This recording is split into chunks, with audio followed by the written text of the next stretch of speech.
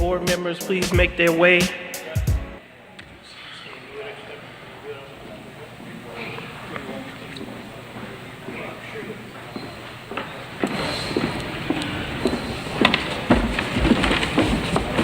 And you need,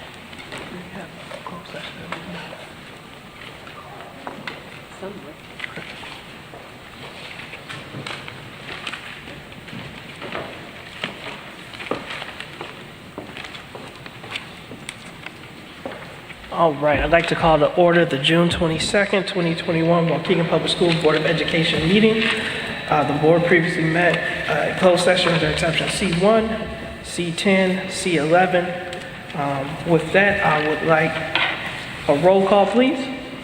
Mr. Riddle? Present. Mr. McBride? President. Ms. Hannah? Yes. Ms. Callahan-Wozniak? Here. Ms. Leguizamo? Ms. Gonzalez? Here. Mr. Ewing? Here. We do have a quorum, and Ms. Leguizamo, I'm sure, will be joining us momentarily. With that, next up, we have the Pledge of Allegiance. I'm going to ask Ms. Vanderbroek, if you'd be so kind as to lead us in the pledge.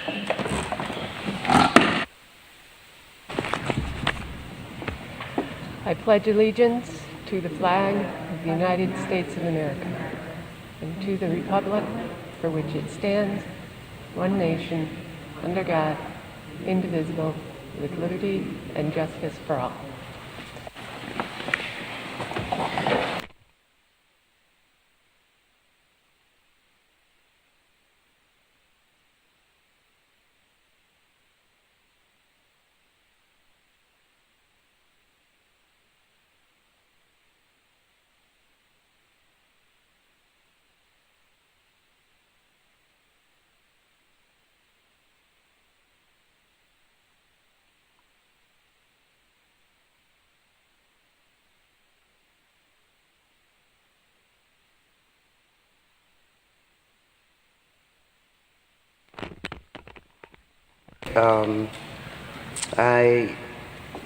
I give my condolence to you and your family. Before I read the resolution, I'd just like to say that Ms. Foley, as I have come to know her from the time I first got on the school board in 1995, she was a great help to me at becoming a board member and the decorum of a board member and good boardsmanship. And I will always attribute that to her, as well as others that were on the school board at that time with me. And so she was a great lady. And so I'd like to present this resolution of honor recognizing the service and life of Patricia Carol Foley, 1932-2021.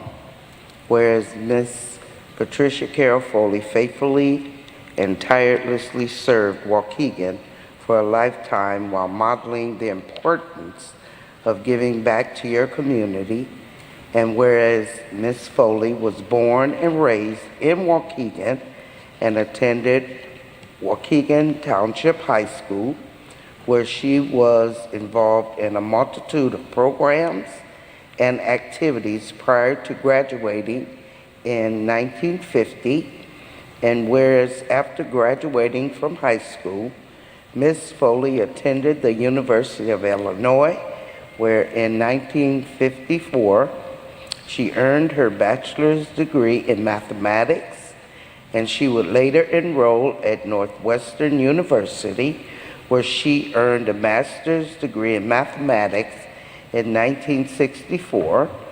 And whereas following her undergraduate studies, Ms. Foley entered the teaching profession, where she taught mathematics to high school students in Zion, Heidelberg, Germany, and Waukegan from 1954 to 1964, before taking a short break for the birth of her son, Chris, and then continuing her career at Lake Forest High School from 1967 until her retirement in 1993.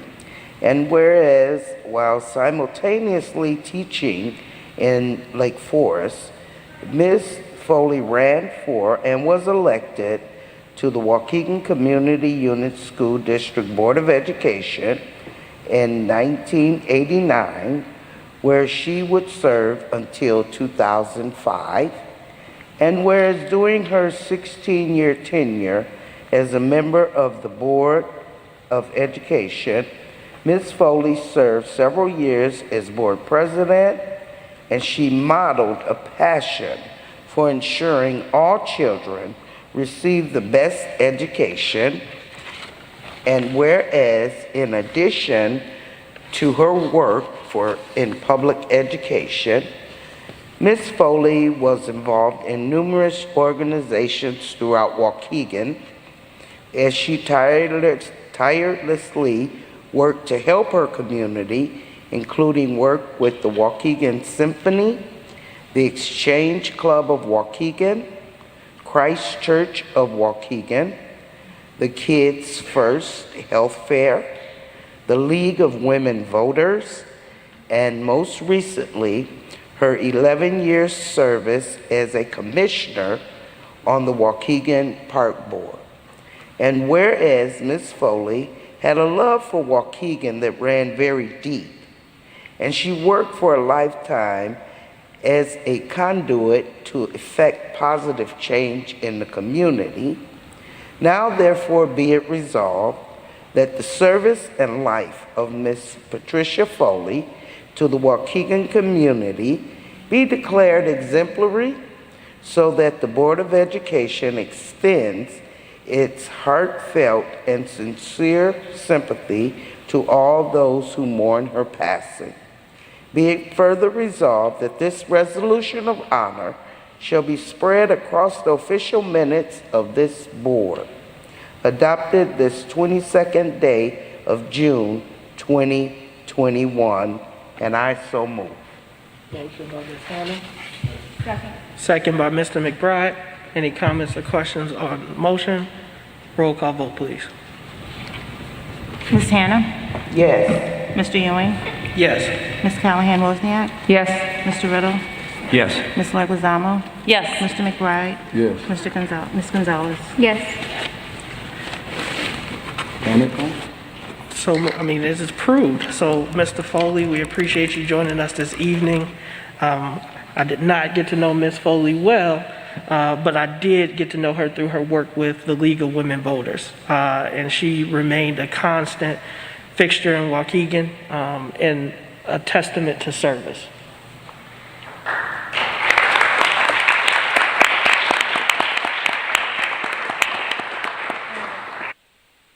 Comments? Mr. McBride. Yeah, I just want to echo a few sentiments about Ms. Foley. She was our board president previously when I was on the board in the past, and she handled a mean gavel. She didn't take no mess. I can just tell you that. And when Ms. Hannah says that she was a role model, and compassionate about what she's doing, she really was. And on another note, she had me over to her house painting. And everything was in there was pink. And I'm sure as a brother, a relative, you would know that. Everything was exactly over there pink. I said, Ms. Foley, you don't need to, that's what I want, Mr. McBride, painted pink. She was very unique in her own cute way, but she was fun to be around, serious about what she did, and I appreciated her integrity because she was very genuine in what she did. Thank you, Mr. McBride. Thank you, Mr. Foley, for joining us, and thank your mother for her service to Waukegan Public Schools. So, next up on our list, I joke oftentimes is that Mr. Morris has been retiring since I joined the Board of Education. And it's only slightly a joke, as we are still sad to see him leave, even though it is finally here in the reality. And so we would like to take this evening to honor Mr. Morris, who is retiring at the end of this month. And so with that, we have a resolution of honor recognizing service and dedication of Thomas Anthony Morris Jr. Whereas Mr. Thomas Morris Jr. has faithfully and tirelessly served Waukegan Community Unit School District 60 as its legal counsel with great distinction for nearly 30 years.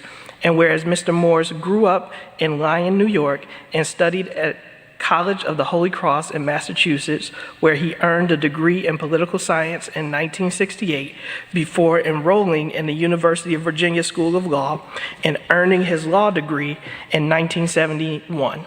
And whereas following law school, Mr. Morris joined the United States Army and worked as an attorney in the Contract Appeals Division until 1977, when he joined the Army Reserves and entered the private sector. Mr. Morris would remain an attorney in the U.S. Army Reserves until 1996, when he retired with the rank of, colonel? And whereas while employed at the Bridges, Riseborough, Morris, Frank, and Miller Law Firm, Mr. Morris began working with Waukegan Public Schools in 1990 to support the district's legal needs, and he assumed the role of lead general counsel in 1992.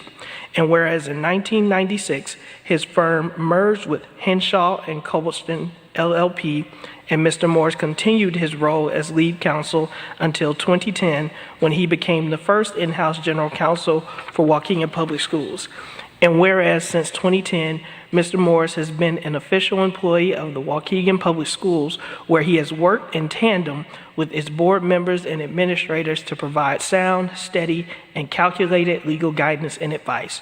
And whereas Mr. Morris, a highly respected member of the Waukegan Public Schools family, has worked effectively with dozens of boards of education members and has expertly advised 5 superintendents, including Dr. Alan Brown, Dr. Robert Kurtz, Dr. Richard Olson, Dr. Donaldo Batiste, and finally Ms. Teresa Placencia.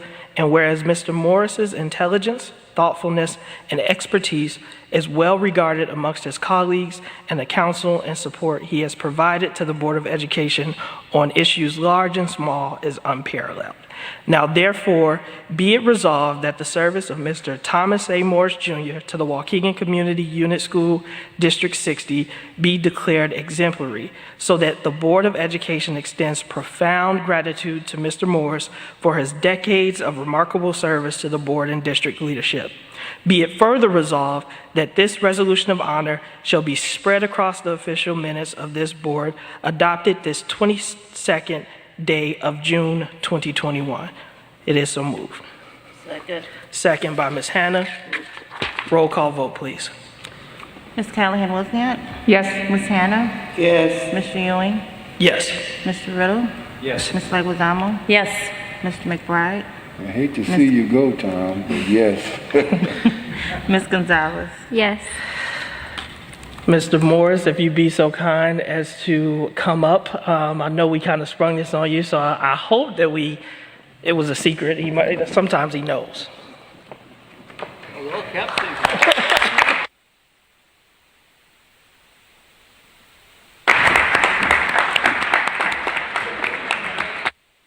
Protocol. That's all right. Thank you I for don't yours. care. Thank you for all your service. Yes, and all your services.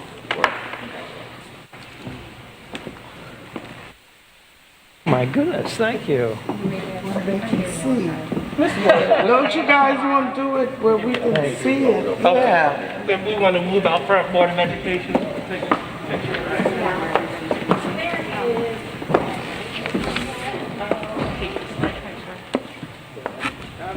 Short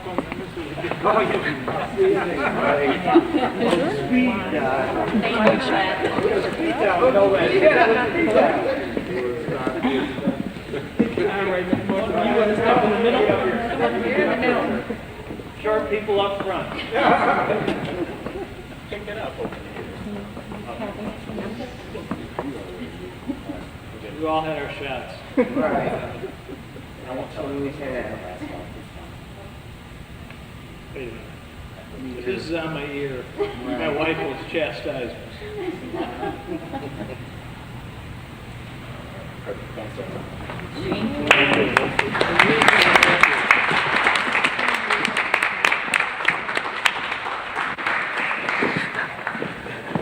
I know as board president, I've relied on Mr. Morris's counsel many a times, and so we appreciate all you've done for Waukegan Public Schools, for this board, and for our students. So we hope to see you around and that you'll stay in touch, as we know you will, but you've been a fixture of Waukegan Public Schools for many decades, and so we're sad to see you go, but I know your wife is happy that you're finally out the door, and we thank you. Well, thank you, Mr. Ewing. Ms. Placencia asked that I read this plaque that you so graciously gave me. Thank you and congratulations in recognition of your 29 years of unparalleled guidance, steady leadership, and continuous dedication as General Counsel to the Waukegan Community Unit School District Number 60. Thank you for all you have contributed to the Board of Education, the students, the staff, and the families of Waukegan Public Schools. I gave Mr. Ewing a letter last meeting which announced the fact that I was not going to seek yet another extension. Like all things that have been around for a long time, it's time to change it up. And I'm leaving you in the hands of very capable counsel. So you have nothing to worry about. Your future is safe. But I do want to take this moment to thank all of you and all of your predecessors. And as Ms. Hannah mentioned, all the superintendents that have been through Waukegan. I want to thank the people of Waukegan who have opened themselves to some strangers who came from out of state and moved here, started a law practice, and have been gracious and loving and supportive of our family. I can't repay the gratitude and generosity that were shown to me and my family. So thank you, Waukegan, and thank you, Waukegan Public Schools. I've served in various capacities in this community. Thank you, Teresa. It's been a great run. So I appreciate all that you've shared with me. It's been my privilege to be your counsel. Always proud of the fact that although I wasn't born a bulldog, I've sort of been adopted as one. And thank you for all you've done for me and my family.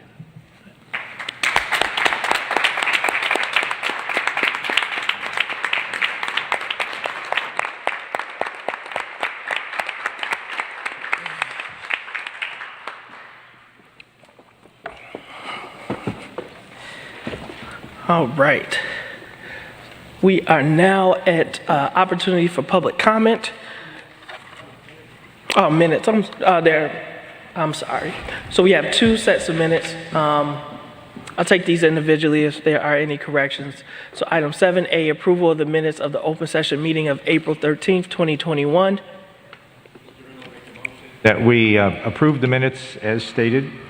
Motion by Mr. Riddle. Second by Ms. Wozniak. Any comments or corrections on the minutes? Roll call vote, please. Mr. Riddle? Yes. Mr. McBride? Yes. Ms. Hannah? Yes. Ms. Callahan Wozniak? Yes. Ms. Leguizamo? Yes. Ms. Gonzalez? Yes. Mr. Ewing? Yes, minutes are approved.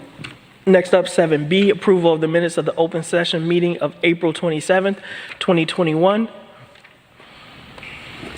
Motion by Mr. Riddle that we approve the minutes of April 27th, 2021. Motion by Mr. Riddle, Second. second by Ms. Leguizamo. Any comments, questions, or corrections to the minutes? Roll call vote, please. Mr. Riddle? Yes. Mr. McBride? Yes. Ms. Hannah? Yes. Ms. Callahan Wozniak? Yes. Ms. Leguizamo? Yes. Ms. Gonzalez? Yes. Mr. Ewing? Yes. Minutes are approved. Now we are at the opportunity for public comment. So just a reminder, during public comment, speakers have 3 minutes. I ask that when your name is called, you walk to the microphone. Those who are called next, if you would wait for the microphone to be sanitized before you start speaking, you can remove your mask in order to speak into the microphone. I do ask that you state your name both first and last when you come to the microphone. If you need translation services will be provided to you, and you will get 6 minutes to allow for that translation. We do ask that you refrain from mentioning student or staff member names in your remarks. With that said, the first name on the list is Chester. Hello. Could you tell me if I'm wrong or not, if District 60 is teaching phonics to one group only and not the other group, so the other group could learn how to read? And then what do you call a person that nominates someone for a position and then they vote no? What do you think about bringing back home economics, printing, and woodshop? That would help the kids as they get out high school. They would have a job to do things.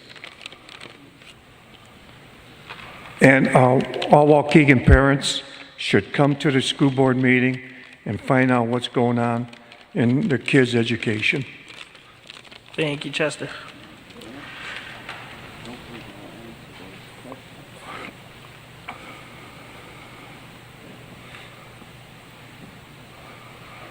And just a reminder for those who don't come to public meetings often or maybe participating online, this is the opportunity for the public to address the board. Typically, we may refer out, but it's a one-way conversation in which information is presented. The board will not respond, but I know for some people who don't attend often, it seems odd. Next up is Mr. Wes Trambino.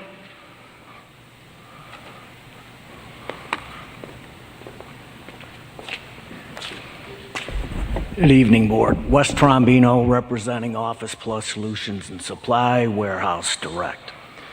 Under Agenda Item 10B, there is a number that's represented that is incorrect and highly overestimated. I have provided this board through emails and other documentation that shows exactly that we are competitive, and by far competitive. Illinois state law requires you to award the contract to the most responsible bidder. I have provided you with documentation that shows unfavorably on some of the bidders. You have seen it. I'm looking in your eye, and I will be aware that you have that at this point. I simply ask this board to do the right thing and award this contract to the most responsible bidder. I am competitive. We are local. We have responded to all of your service needs that you have required, whether they have been in crisis during COVID, when you needed toner on a weekend. My son and I delivered, and we have done it over and over. I simply ask this board to award the contract to Office Plus Solutions and Supply, being the most responsible, proven savings every time we've put copiers in, savings based on not having to lease units after 5 years, which is documented and you've received, and the service that we've provided. We are the closest, we are the most responsible, and we are the quickest. And I appreciate your time tonight. Thank you very much. Thank you, Mr. Trambino. Next, we have James Eck.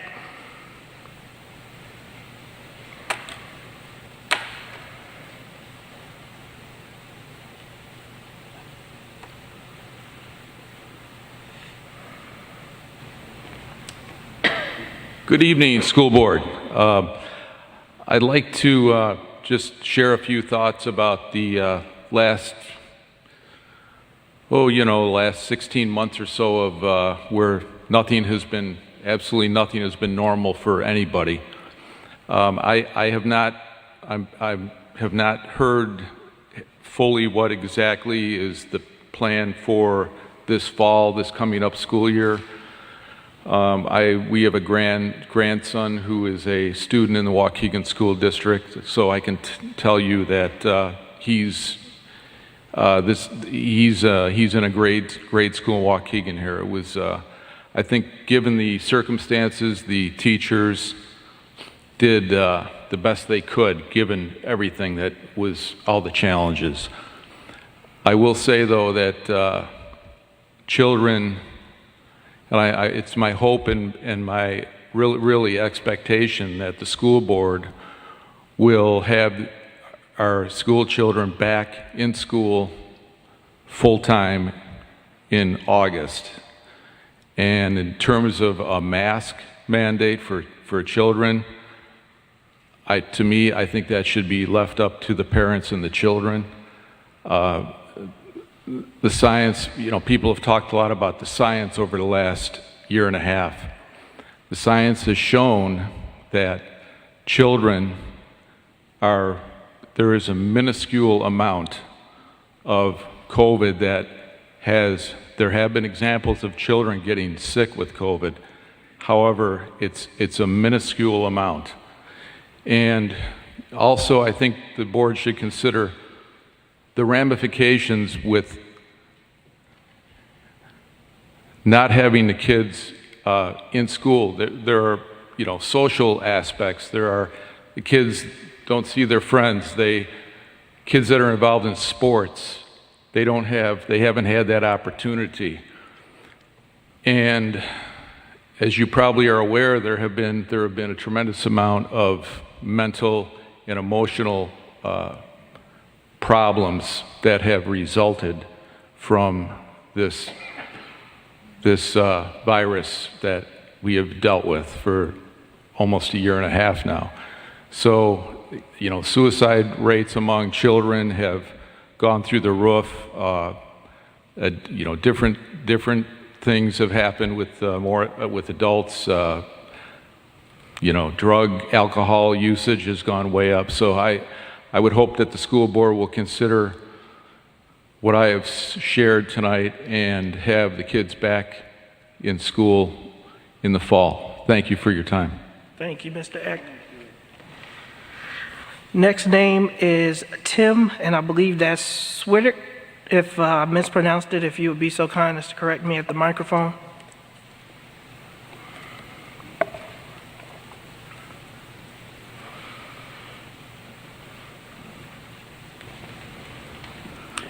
Thank you. That's Tim Swiderick, but it was close enough. So thank you, members of the board, board president, superintendent. I just wanted to get up here, and I had a quick 3 things to say. First and foremost, I come at you tonight as a vendor with Proven IT, but in a previous life, I actually was a high school educator in Elgin. So I have been at board meetings from an education side. I am a lifelong learner. I am a parent with 2 children in a school system, and I come here now professionally. I've had the honor to observe a lot of different board meetings in Northern Illinois. I do it for a living, and I just wanted to say thank you to both the board and the staff members. You guys do a great job with the production, the YouTube that you guys have, the transitions, even sanitizing the microphone. You guys really do a great job, so thank you so much. I think it's important to hear that. Number 2, I come at you tonight as a vendor. There's a consent item on the board to approve us for becoming the copier and print vendor for the district. We're not new to the district. We've been doing business since 2017. We actually have digitized more than 6 million records for the district, student records at the Armory, to make them from personal files to digital files. So we appreciate that business. We always have. We love working with the district. And if we are blessed to be awarded tonight, we would always like to thank you in the future as well. The final item and the third item is I get asked a lot about Proven IT, whether you know about us or not, that's okay. We have a large billboard at the Chicago White Sox Guaranteed Rate Field. It's in left center field. It's one of the largest billboards in actually any ballpark. So I get calls all the time about being this large national company.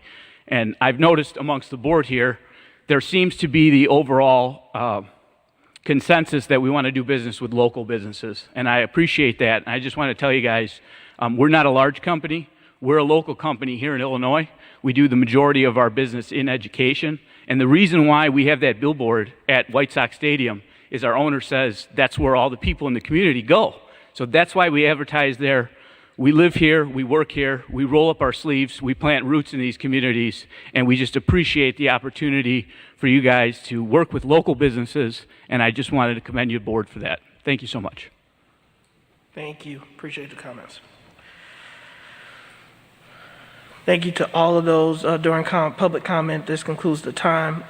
Mr. Chester asked some questions, and I don't know if Mr. Alajakis would be so kind as to just make sure that you follow up with Mr. Chester to answer those questions for him.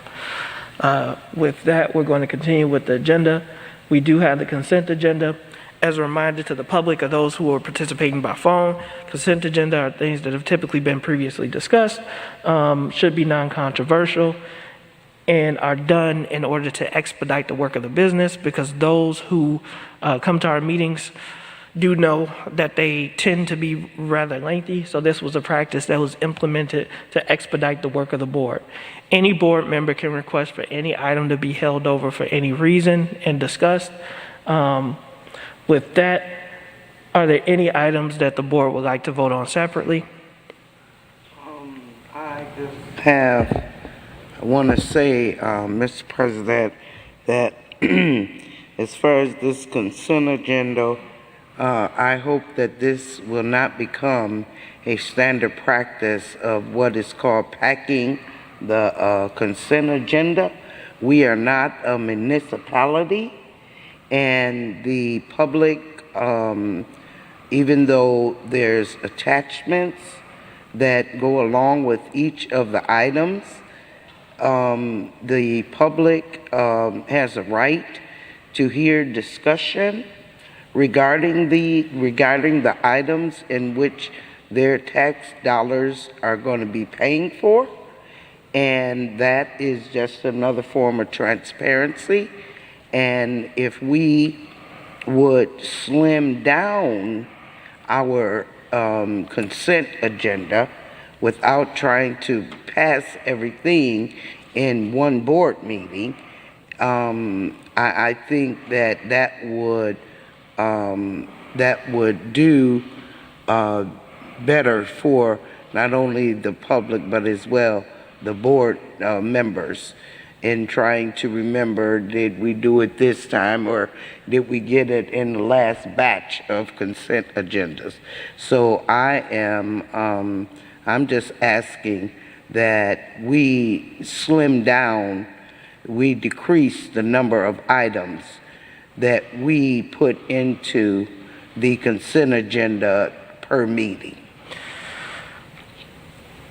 I will take that request under advisement, Ms. Hannah. I think the board has tasked me with trying to figure out how to efficiently get through the work, be transparent, but also the board wants to be very involved with what things are voted on. And so all of these items must happen, as well as all of the items that were in the last agenda and the one before that. So unless we're talking about adding additional meetings, which everybody on the board has said that they did not want to do, I will definitely take your feedback. These are a little bit more because it's the end of the year. Most of them relate to purchases and renewals of systems so that we're ready to go in the next school year. But I understand your concerns and they are noted. Are there any other requests to hold any other items over and vote on those separately? And I need to ask, because item A, the attendance at the National Blue Ribbon Schools of Excellence Conference, we did not cover that in the meeting. No, but it's there in all the information. So is there a request to hold it over? Is there a concern? Yeah, because there was no information, there's no attachment there, and it was just put on the consent agenda, and that's what I was referencing. We just put anything in the consent agenda, and Because it's non-controversial, so the information is listed right there as far as the cost and who is attending. And so instead of dragging this out, it was put on the consent agenda because it should be non-controversial. If there is a specific conversation or question that you have based on the information that's presented, we can vote on that separately, and we can definitely answer any questions that you may have. But the amount is listed, as well as who's traveling and where they're going and what the purpose is for.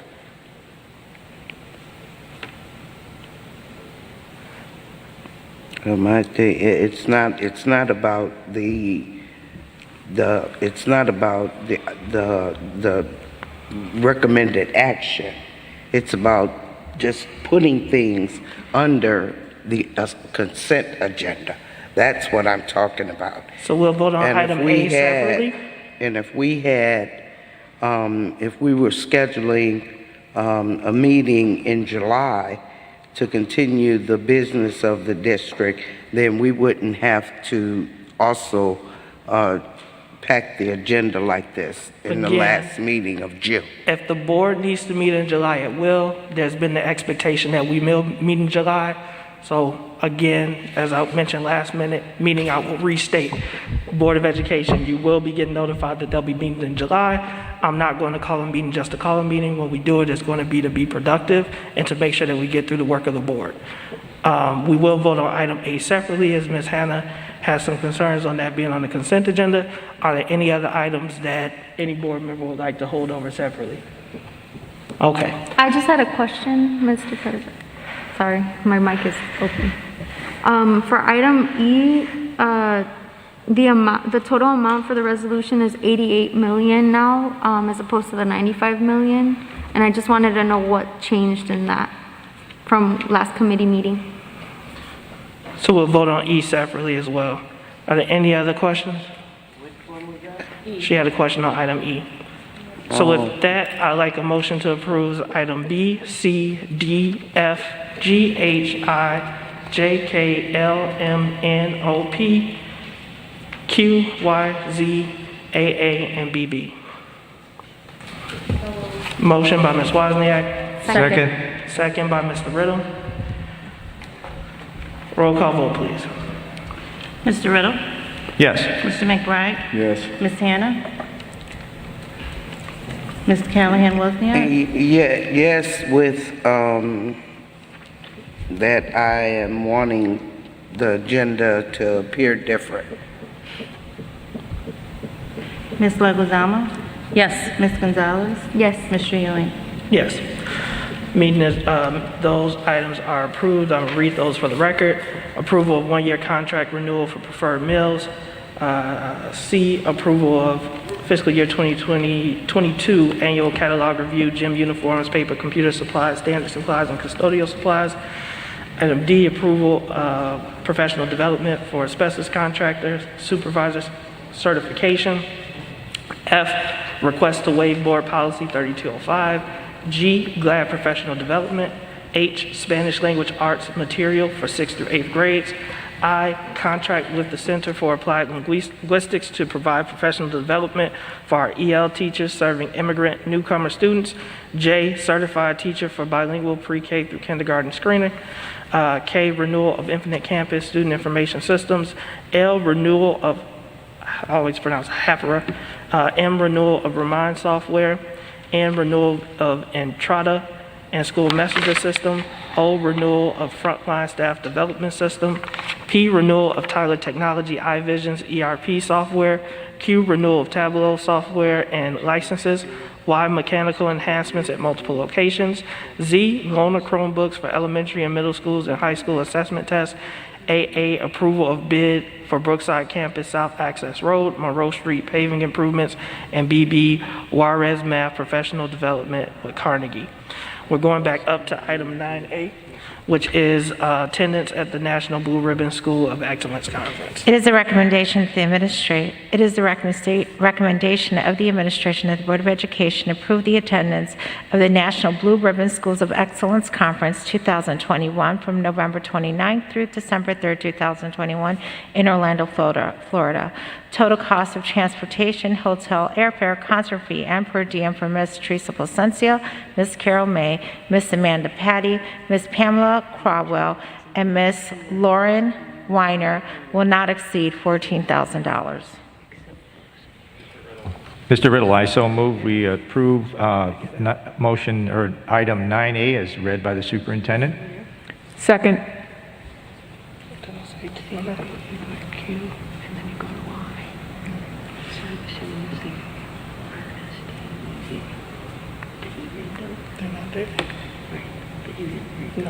Yeah. Sorry about that. That was just a procedural matter, and so I had a motion by Mr. Riddle, and who was the second? Ms. Wozniak. Any comments or questions on the motion? As I said, I have no problem with the going to the conference. Okay, just that it was entered after the student achievement operations meeting, but also with this conference being National Blue Ribbon School Conference, and why can a board member attend? We can definitely get you that information. So Ms. May, as we recall, was the Blue Ribbon School, and so there's a ceremony that they were having, which Right, is why those and why individuals wouldn't are a named. board member needs to be present? We can definitely discuss that, but the action tonight is for these members at $14,000. So Ms. Hannah is requesting Ms. Ms. Placencia. Ms. Hannah is asking if a board member can attend. I told her you can get her that information. Yeah, I can definitely get the information. You can look at the agendas to see if it would be beneficial for a board member to attend, yes. Thank you. We have a motion and a second. Any other questions on this item? My only comment would be the fact that, we were very proud that we have one school as a blue ribbon school, and we would like, and that is McCall. And that we certainly, again, want to congratulate Ms. Carol May and the staff of that school that worked really hard to get that blue ribbon status. And we're hoping that, some other schools in our district will also be able to do that. And I'm sure that, they're going to get a lot more information on how that process goes at this conference. Thank you. Thank you, Mr. Riddle. I will get that information for Board Member Hannah. With that, if we can have a roll call vote, please. Mr. Riddle?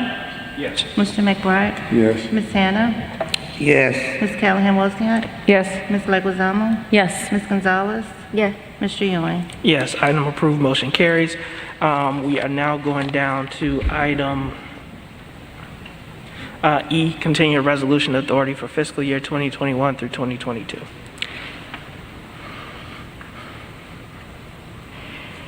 It is recommended that the Board of Education authorize the superintendent or designee to approve the one-year contract extension for preferred meals with the annual cost of fiscal year 22, $6,459,034.23, plus the maximum allowed percentage of 7%, which is an increase of $44,901.33 from fiscal year 21. Do we have a motion? I can motion to vote as is. I just wanted to know whether some of the items that we were voting on separately in the consent agenda were what was taken away from the initial amount that was presented in committee. So in order to discuss it, we got to have a motion and a second. So I'm going to take Ms. Gonzalez as a motion, and then do we have a second? Second. Second by Ms. Leguizamo. And then the question was what changed in the resolution from the student achievement or the operations meeting, and Ms. Polk is coming to the microphone.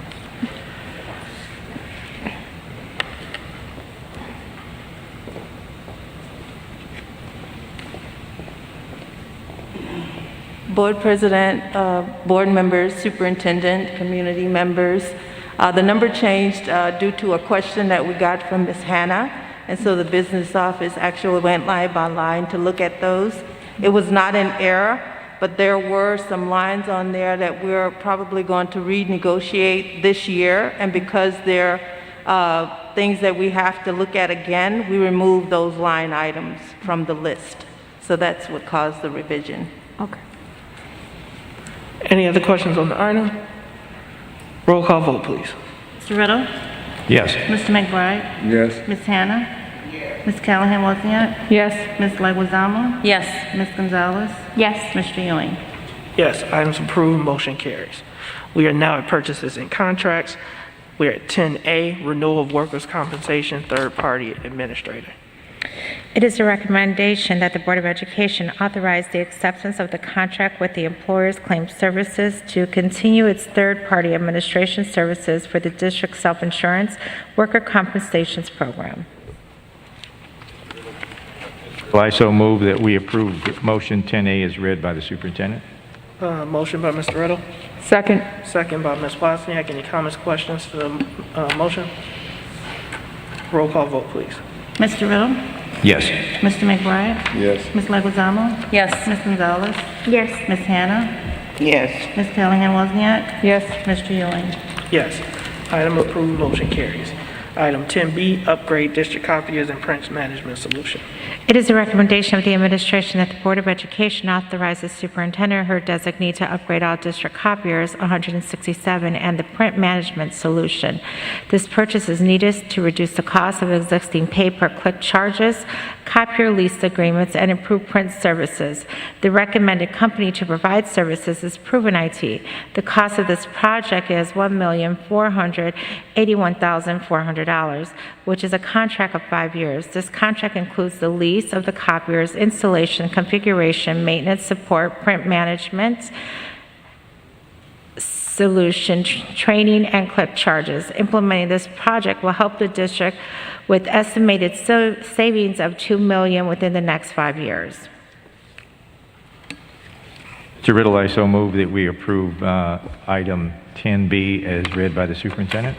Motion by Mr. Riddle, Second. second by Ms. Wozniak. Any comments or questions on the motion? Yes, Mr. President, there seems to be some controversy going on with this item, and we all received communications with Mr. Trombino, and I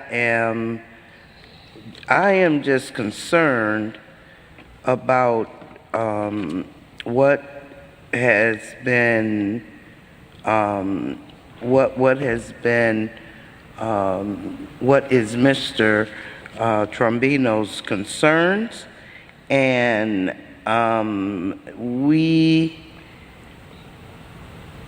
I think we owe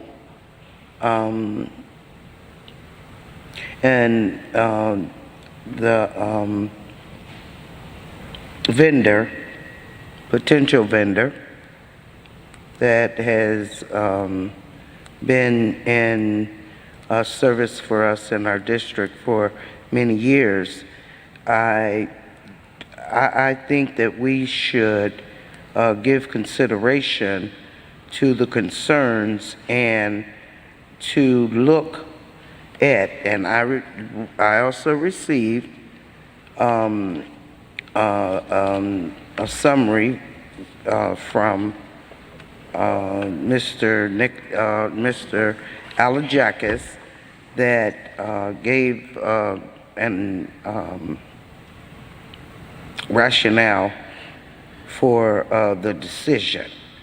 But I just would like to say, before this is approved, that I personally would like to see the actual bids that came in with this item, and then we could see where there is a, if at all, a potential the error or the discrepancy. And so I'm not real sure if there is a time restraint on this or not, but I'm looking at my agenda and I don't see any attachment here. And what I did look at, it was simply a listing of numbers of the people who bid it and then the amounts. But I would like to see the entire thing.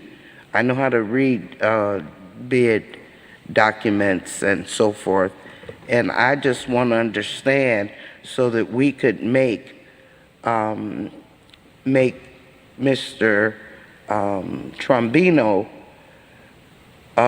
comfortable and as a vendor, a past vendor of ours in our district.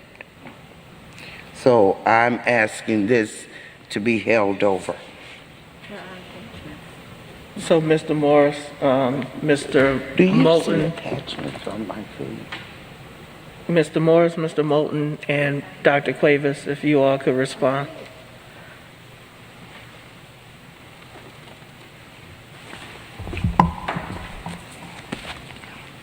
Good evening, Board President, Superintendent Plasencia, board members, community members, and colleagues. In the last 2 weeks, the ITS department, in collaboration with the business office, we received the updated numbers from the vendors that submitted their RFPs. We completed the analysis, we validated the numbers, and the analysis and the calculations that we did, they were shared with all the board members, the full analysis, the presentation, and the Excel file that contains all the different scenarios. The calculations that we used were based on click charges for those vendors that were applicable, options to buy out or to buy the copiers for those vendors that were applicable, the print management solution, and the services that they provided. So based on those calculations and the proposals that we received from all the vendors, we run all the scenarios and we're presenting to the Board of Education the recommendation from the administration. Are there specific questions for Dr. Cuevas?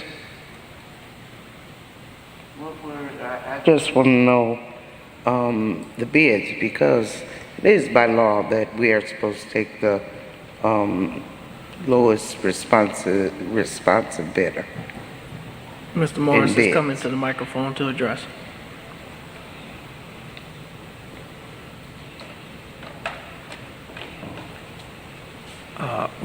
This came up, I'm not sure you were here at the last time it came up, Mrs. Hannah, but when the issue first arose about 2 weeks ago, we held the matter over at that time because their concern was raised as to the whole process and in terms of the numbers that were derived. Confusion arose, first of all, because it is not a bid. It is a request for proposal. Okay. So a request for proposal is one where offerors develop a solution to a problem that's raised by the district. And everybody can have their own solution and their own methodology for submitting the technical response and the pricing response. Mr. Trombino spoke tonight about your duty to award to the lowest responsible bidder, and there was a question raised about Proven's history. I think earlier he had shared with you some stuff from CPS that showed them being debarred. And so that was an issue that we faced about 4 years ago when we first hired Proven to do some of our work.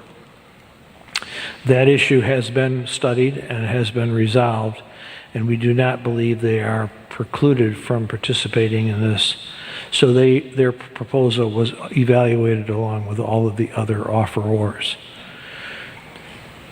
Now, we haven't disclosed all of the details of how we did the cost analysis, and with all due respect, were we to give you all of the paperwork, it would be not just a matter of looking at a bid form that you're familiar with, but it's a very complex, detailed analysis. Included in your board docs under executive content and under administrative content are Excel spreadsheets that show the detailed analysis of each offeror's proposal, how it was analyzed.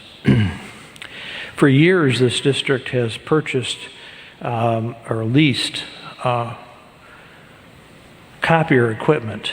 And on that, you pay a lease charge, and you pay what's called a click charge. Or each time the machine cycles, there's a meter that measures that activity. And so vendors typically charge for toner. They build all that cost into their click charge, and then you pay. They come in and read it. And Office Plus has someone in the building who reads the meters, and then they send us a bill. We don't get any. We don't keep track of that. We just pay based on what they bill us. What Dr. Cuevas has looked at is whether or not this district can achieve significant economic savings and validate the validity of all the charges that you're paying month by month by month by having another solution to copying charges. And so he sought that in this RFP, and various vendors responded in various ways. As it happens, Proven is basically not using that methodology for calculation of its cost. It's giving us essentially a flat fee for the pricing of the service. And so so the methodology and assumption that goes into the pricing depends on each bidder's approach. I used bidder, but it should use offeror. So we have listened to Mr. Trombino when he raised his first objection, because what had happened in this procurement is that it started in 2019 and was held over for a long, long time. So we've been operating, when we use the machines, we've been continuing the system we've always had. We finally got the opportunity to reactivate, to go to this new system, and COVID hit and everything stopped. Dr. Cuevas brought the matter back just a little bit ago, and we had only revalidated pricing with Proven. We hadn't talked to anybody else. So we reopened, we stopped the process out of respect for all of the vendors, and certainly out of respect for Mr. Trombino. His family has supported this district as a local vendor for as long as I can remember. And with regard to him and Canon, another offeror who raised similar objections, we stopped the process, although IT wanted to move forward because we have to get the new equipment, we have to train up on how it works, and we have to have it ready for operation. As soon as we get it up and running, we're going to achieve savings. So delaying this for a period of time jeopardizes the efficient acquisition, installation, and activation of the equipment. So I don't want to encourage you to delay, but I did encourage you to delay because we wanted to treat everybody fairly and equally. So we amended the solicitation to make it available for everybody to submit and revalidate the currency of their technical and pricing solutions. And everybody did that. And at that point, IT went through and analyzed all the pricing and all of the technical responses once again. And they're coming out to you tonight to say that everything that Mr. Trombino said is accurate from his perspective, but his premise on how he's approaching this is different. It's the same as he's always done, and somebody else has come up with another solution, another way of doing it that is actually more economical and more efficient for this district. It will allow us to put the copiers where the people are. It will allow us to customize the machines for the users and the user volume. It will ultimately result in overall less cost, and the pricing will not be left for the vendor to decide by sending us a bill saying you used 10,000 copies. You'll have a system that will tell you exactly how many color copies are being used and how many black and white are being used. And so IT has done its best to treat everyone fairly and to look at the pricing. Mr. Ewing asked me today to go out to come up with a solution to let Mr. Trombino know that we respected his points and that they had been considered. And I squelched that because I didn't want to share some information with Mr. Trombino and not with everybody else. I think it's important for the board to take action to get this done, to get it moving. And we can open up the book, so to speak, and let everybody look at the numbers and how we calculated it. But that should be an open process for everybody, not just one vendor. So you could have a post-award review opportunity. We could have a meeting, offer a meeting opportunity to all vendors. If they have any questions about it, we can always come back and revisit it. But we can't keep postponing it because somebody has a problem with what we come up with or doesn't understand how we calculated it. Because we calculated it faithfully in accordance with the proposals that we got and the premises that were used by the respective offerors, which frankly differed. And it's that difference in approach that explains the variance in the numbers. Okay. Have I captured it? Yes. Yeah, and I understand. Can I just ask a couple questions? Okay. You talked about the clicks. Right. Mm-hmm. Okay. And Cycling of the machine. Yes. You put a copy in. Yeah. Make 2 copies. You get 2 clicks. Okay, and so the clicks equate basically to money, right? There's a price per click. Okay, a price per click. And now, did I hear you say that Proven did not add the clicks? Proven is not requiring us to pay per click. Okay. Proven is assuming the risk based on a study of 3 or 4 years.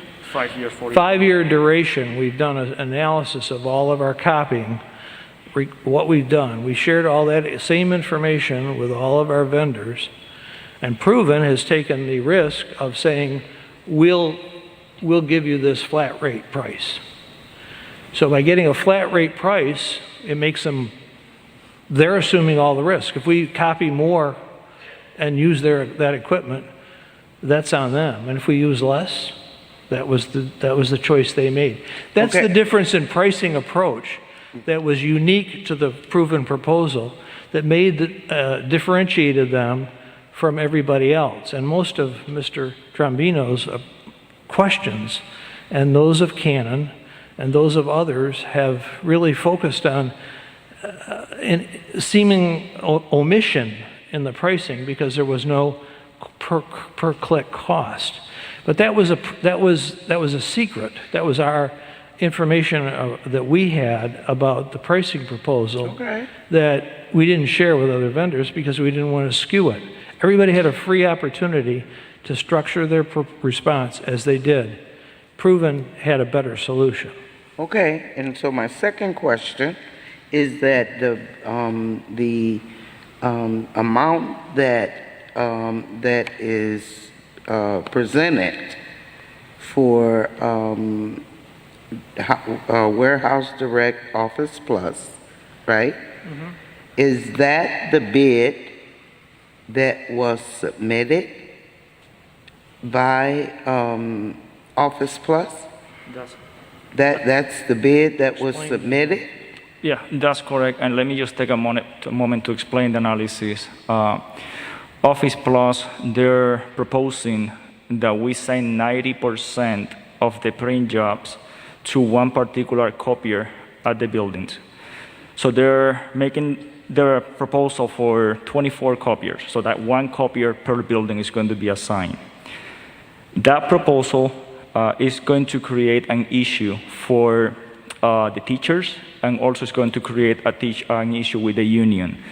In the past, when these copiers were installed in the district, they were strategically identified on walking distance from the classrooms, so that if the teachers needs to go and print something, so that they're not going to walk or need to submit the request to other locations to receive their print jobs. The proposal from Office Plus is to send 90% of the copier to this particular model. So if we imagine one building that have approximately, if we take the high school, 200 teachers, and now we're sending 90% of these print jobs to one copier, and now you're going to have the logistic nightmare that the teachers needs to coordinate between them, who's going to print first or who's going to be in line. And that basically is going to create issues, for our operations. That's a practical consideration, Hoshway, but it doesn't answer the question. The question was the methodology for. Well, and I just want to know. Looking at the bid, as Mrs. Hannah said, would you see those numbers? And of course you won't. Yes. So these are the numbers that were submitted in the proposal requests for proposals. Correct. That's what was sent. Correct. To you all. And something that is important to mention, there are different models of copiers that Office Plus is presenting, and each model has a different click charge. So depending the copier model that you're using is how much we're going to be paying for that click charge. And so if they were not in the specifications for the proposals, as was said, if those clicks weren't in the specifications, then how were the vendors supposed to put a price to that? It wasn't specified like a bid. If you'd use a bid if you knew exactly what machine you wanted to use and exactly how many you were going to buy, and you were going to base your bidding, your low bidder based on click price, you're right. But you're not right, because that wasn't the methodology we used. We used a request for proposal where we asked vendors to develop a solution to our printing problem and our printing cost. How would you solve the problem? How would you solve the problem? What would you do? How would you reorganize what we do? What sort of equipment blend would you come up with? You have free choice. You make the decision. Do you want all your copiers in one place, or do you want them scattered around? Do you want big copiers, small copiers, color copiers, black and white copiers? Up to you. You make the decision. And then using our data on cost, how would you charge us? Some would charge us per copy. Some would say, we'll assume the risk. And so you can't look at it the way you're looking at it. We're looking at trying to evaluate different approaches with different kinds of equipment and different pricing proposals. And we use standard protocols or standard methodology. And using that methodology, how would you score? And as it comes out, Warehouse or Office Plus is third almost all the time. So they're not the low bidder. They're not even the second low bidder using bidder. But we don't necessarily evaluate based on that. We're looking for the best solution, because this is a negotiation exception. Thank you. Any other questions on this item? Ms. Wozniak? It's not a question, it's more of a statement. I, being in the printing business, own 3 different digital presses, 2 BizHubs and Indigo, and the price difference between clicks is extreme between the BizHub and the Indigo, and even between the 2 BizHubs, which are almost identical, only 1 year apart, the price on the clicks are different. So everything is relative, and and then there's a service maintenance agreement on top of that changes every year depending on the age of the equipment. It's all very complex, and Proven IT has come up with a solution to the district's issues. I certainly hope so. We certainly hope so too. But the consistency in the pricing was another very attractive thing. You don't get wide fluctuations. So your billings will not be way up in one month and you'll be much lower in the other. That makes it easier for budgeting, and it makes it easier for finance, and it makes it easier for IT. So those are other factors. Many factors went into deciding, what was the best vendor to recommend. Anything else? And for the public, this wasn't something that anybody did easily. There were questions that came from the board. We obviously hailed it over at the request, Board Member Hannah, when we talked about it in the item, or Ms. Leguizamo, about the process. So the administration is recommending that we approve and award the contract to Proven IT. We have a motion and a second for that. Any other questions? Roll call vote, please. Mr. Riddle? Yes. Mr. McBride? Yes. Ms. Hannah?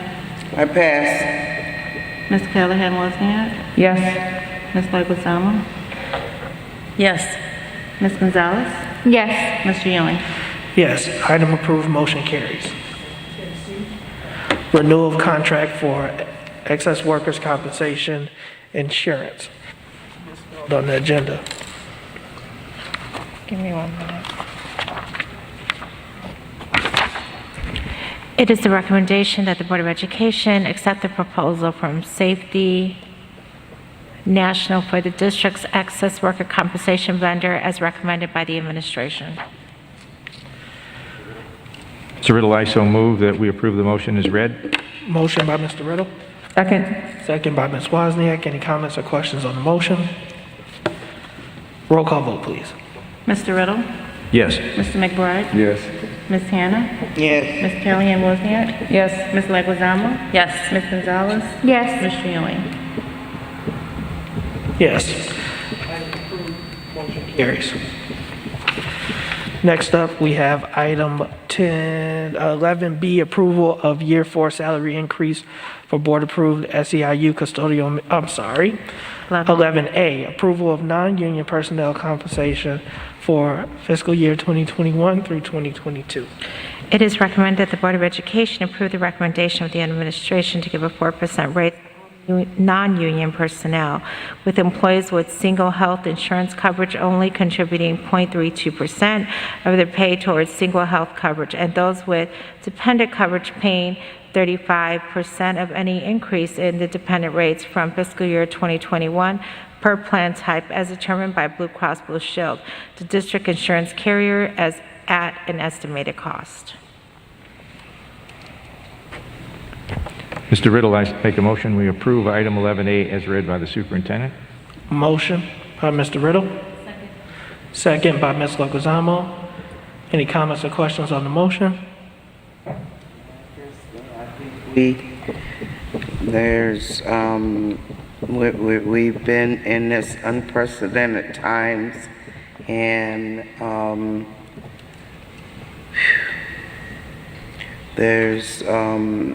this is kind of a, where's Ms. Pope? Let's hear. This is kind of a cost of living raise. Is that what increase? Is that what this is? And the only reason I'm saying that is because it seems like we just passed this not too long ago. And I just want to make sure.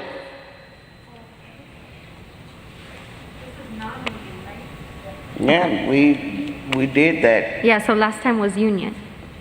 No, we did, no. The increase that we're proposing tonight is consistent with all of the other union members. This is for next year. The last time we came before you, the superintendent came before you rather, was for this current fiscal year. So, Last June, correct? Ms. Yes, which was for FY21. so it's been a year ago. It may not have been a year ago, but it was for the current fiscal year. I can assist. We didn't come to the board in June, or I don't even believe it was July due to the pandemic. So the non-union administration went without a raise. And then the board voted on it at a later date. I can't remember the exact meeting. And then it was retroed back for this previous school year. The raise that is being proposed right now is for the upcoming school year. That's correct. And that was the typical practice, so I do want to speak to that and maybe clear that part up. Is thank you for the reminder. Is one of the things that we would do is we would essentially dismiss, and then we wouldn't meet again until August. And so if we met in August, or if we didn't get around to it in September, we generally made that retroactive to July 1st. One of the things that the superintendent wanted to do was actually for us to make sure that we're moving up that timeline. So one, we talked about retention, and we talked about staff and wanted to retain staff. And as Mr. Vukovic, not to put him on the spot, pointed out, is one of the things that we want to look at is salary and compensation. So the superintendent, people start to make choices in the summer. If they are not sure about what's going to happen or what their income is going to be, they start to look other places. The superintendent, and my goal as board president has been trying to do this in June. So, and they kept it consistent with the other bargaining units, and Ms. Polk only recommends it when the district can afford it and feels that it's warranted. And so, Ms. Polk, can we afford it? Excuse me, I'm sorry. Can we afford it? Yes, definitely. So, with that, we do have a motion and a second. Are there any other comments or questions? Roll call vote, please. Mr. Riddle? Yes. Ms. Hannah? I'm going to pass my vote. Mr. McBride? Yes. Ms. Callahan Wozniak? Yes. Ms. Leguizamo? Yes. Ms. Gonzalez? Yes. Mr. Ewing? Yes, item approved, motion carries. We are now at item 11B, which is the approval of year 4 salary increase for board-approved SEIU custodial and maintenance contract for school year 2022. It is a recommendation that the Board of Education accept the recommendation of the administration to approve the 4% Me Too clause provision salary increase that is linked to the non-union district administration at the rate not to exceed 4%.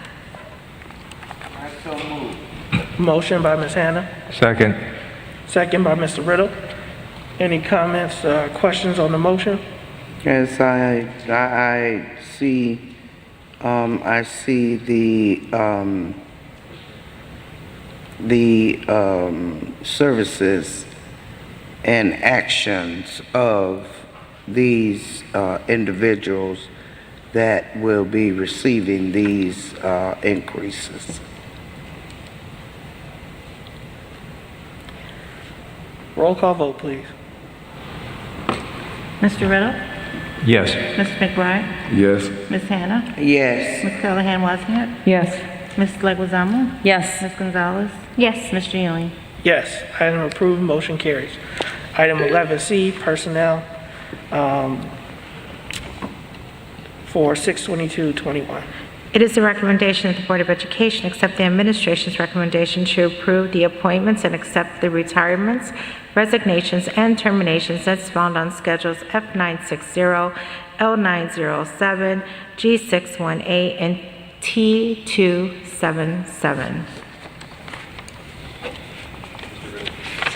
Riddle, I make a motion, we approve item 11C as read by the superintendent. Motion by Mr. Riddle. Second. Second by Ms. Leguizamo. Any comments or questions on the motion? Roll call vote, please. Mr. Riddle? Yes. Mr. McBride? Yes. Ms. Hannah? Yes. Ms. Callahan Wozniak? Yes. Ms. Leguizamo? Yes. Ms. Gonzalez? Yes. Mr. Ewing? Yes, item approved, motion carries. There are some administrative appointments, Superintendent.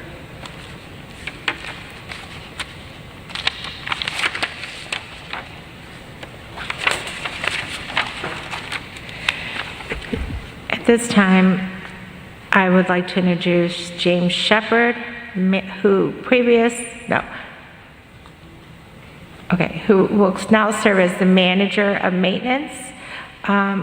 Previous title was construction manager. Am I reading this right or not? There it is. I'm sorry. Nope. Other way around. At this time, I'd like to introduce James Shepard, who will now be listed as a construction manager, who previous title was on maintenance with a starting salary of $89,000. Congratulations, Mr. Shepard.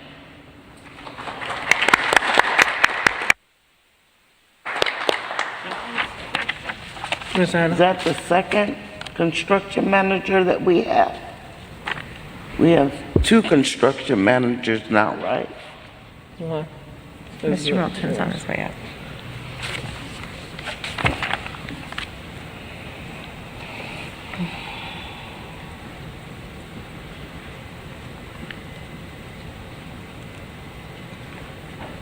Good evening, members of the board, superintendent, community, and colleagues.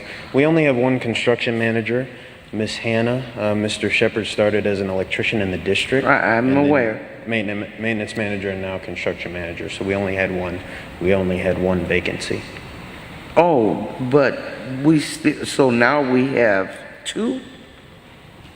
No, we had one You know vacant. who I'm talking about. We had one vacancy and we filled that vacancy with Mr. Shepard. And what was Mr. Quickenberg? That is the vacancy he left over. He is currently interim director of operations. Oh, And his okay. vacancy. So that was his vacancy. Yes, ma'am. Okay. Thank you for that clarification. Thank you. All right, we are going down to financial reports, item 14A. It is a recommendation that the Board of Education ratify the 2nd June 2021 processing of board bills, manual check request payments, and the First Midwest insurance payments for the period of June 2nd, 2021 through June 15, 2021. The accounts payable board June 22nd, 2021 through June 15, 2021. Payments total $3,822,852.60. The manual check request payments for the period of June 2nd, 2021 through June 15, 2021, total $3,448,641.06. The First Midwest insurance payments for the period of June 2nd, 2021 through June 15, 2021, payments total $1,988,854.95. I make a motion that we accept the recommended action as presented. Motion by Ms. Hannah. Second by Ms. Wozniak. Any comments or questions on the motion? Roll call vote, please. Ms. Hannah? Yes. Ms. Callahan Wozniak? Yes. Mr. Ewing? Yes. Mr. Ritter? Yes. Ms. Leguizamo? Yes. Mr. McBride? Yes. Ms. Gonzalez? Yes. Item approved, motion carries. There are no committee reports. Student board member report. Delegates report, Ms. Hannah. The report that ISB has received in response, that after the June 23rd deadline, all the resolutions from all school districts will be reviewed. They will be in communication with me to attend a hearing in Springfield, Illinois, to defend the resolution and answer questions that they may have. And I am hoping that a team from Waukegan schools will be able to attend to assist me there. And once I receive the information, I'll make sure that everyone knows. But I just want to say this to the Board of Education, that this is historical for us as a Board of Education, because this is the first ever resolution that has come out of Waukegan school districts. I was going to ask Tom, but long as I've been here, there's never been a resolution submitted to ISB. And so we can be proud of ourselves, and we hope that we can get it advanced in the process. Thank you, Ms. Hannah. And so at this point, they haven't provided any feedback, is that correct? No, we got the reviewing begins after tomorrow. Got it. So just a quick question in regards to the resolution. This is board work, right? So as you're asking for a team from the school district to present on this, is that the normal protocol, or should that be? No, I am asking that I have to go and defend the resolution. But as I said, I'm hoping that a team of maybe educators, the superintendent, would attend the hearing as well to assist. That's what I'm asking. Oh, okay. And then you said you'll get the information of the hearing to the rest of the board, right? Oh, absolutely. Perfect. Yeah, I think I might want to go and see the whole process as well. Tag along with you, Ms. Hannah. Mm-hmm. No problem. Thank you for that. Awesome. All right, superintendent's report. At this time, I'd like to ask Dr. Naut, Mr. Alajakis, and Deputy Moulton to come up and explain alignment of their divisions to be more cohesively to support the KPIs that we will be attaching to job descriptions for better support.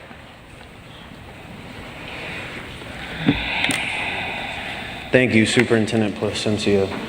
Myself and Dr. Naut are going to be providing some information and an update regarding the framework for success that we originally presented, along with Mr. Cesario at the May Student Achievement Meeting. Next slide, please.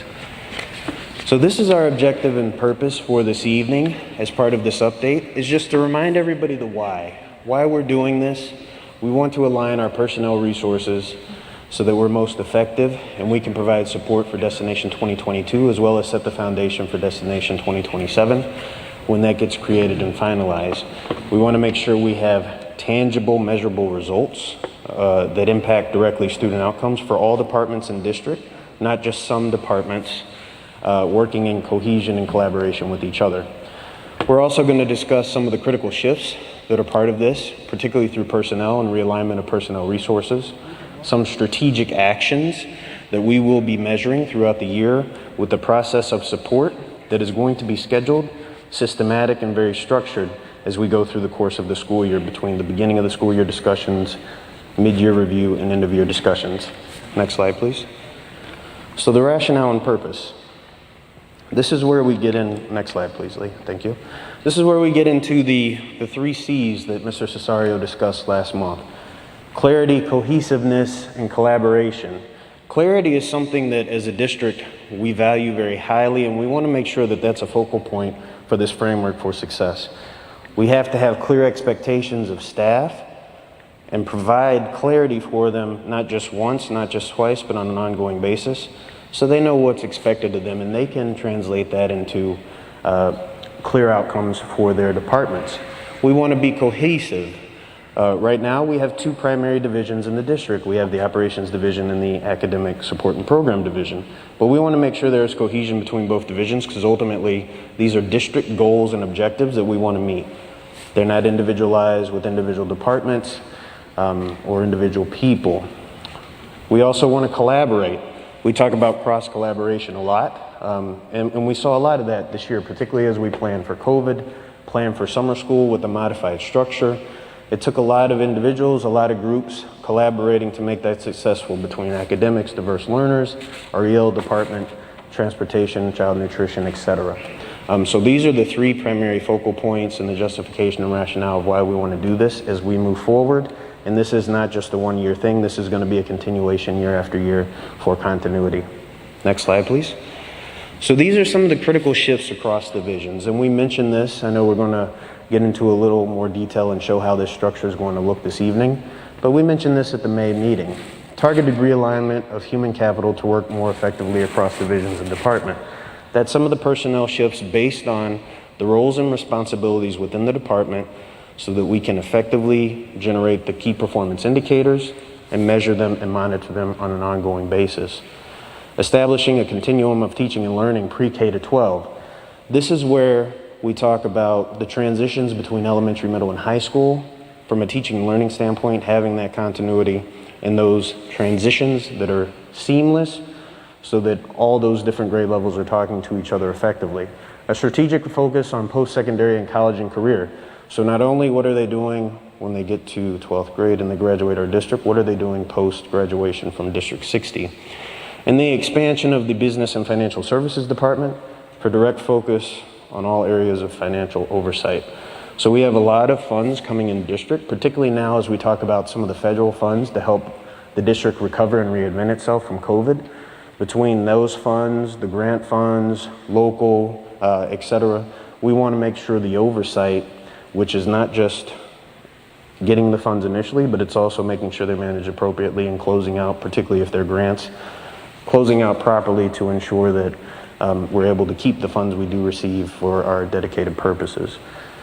Next slide, please. So this is the communication we've done up to this point regarding this framework for success.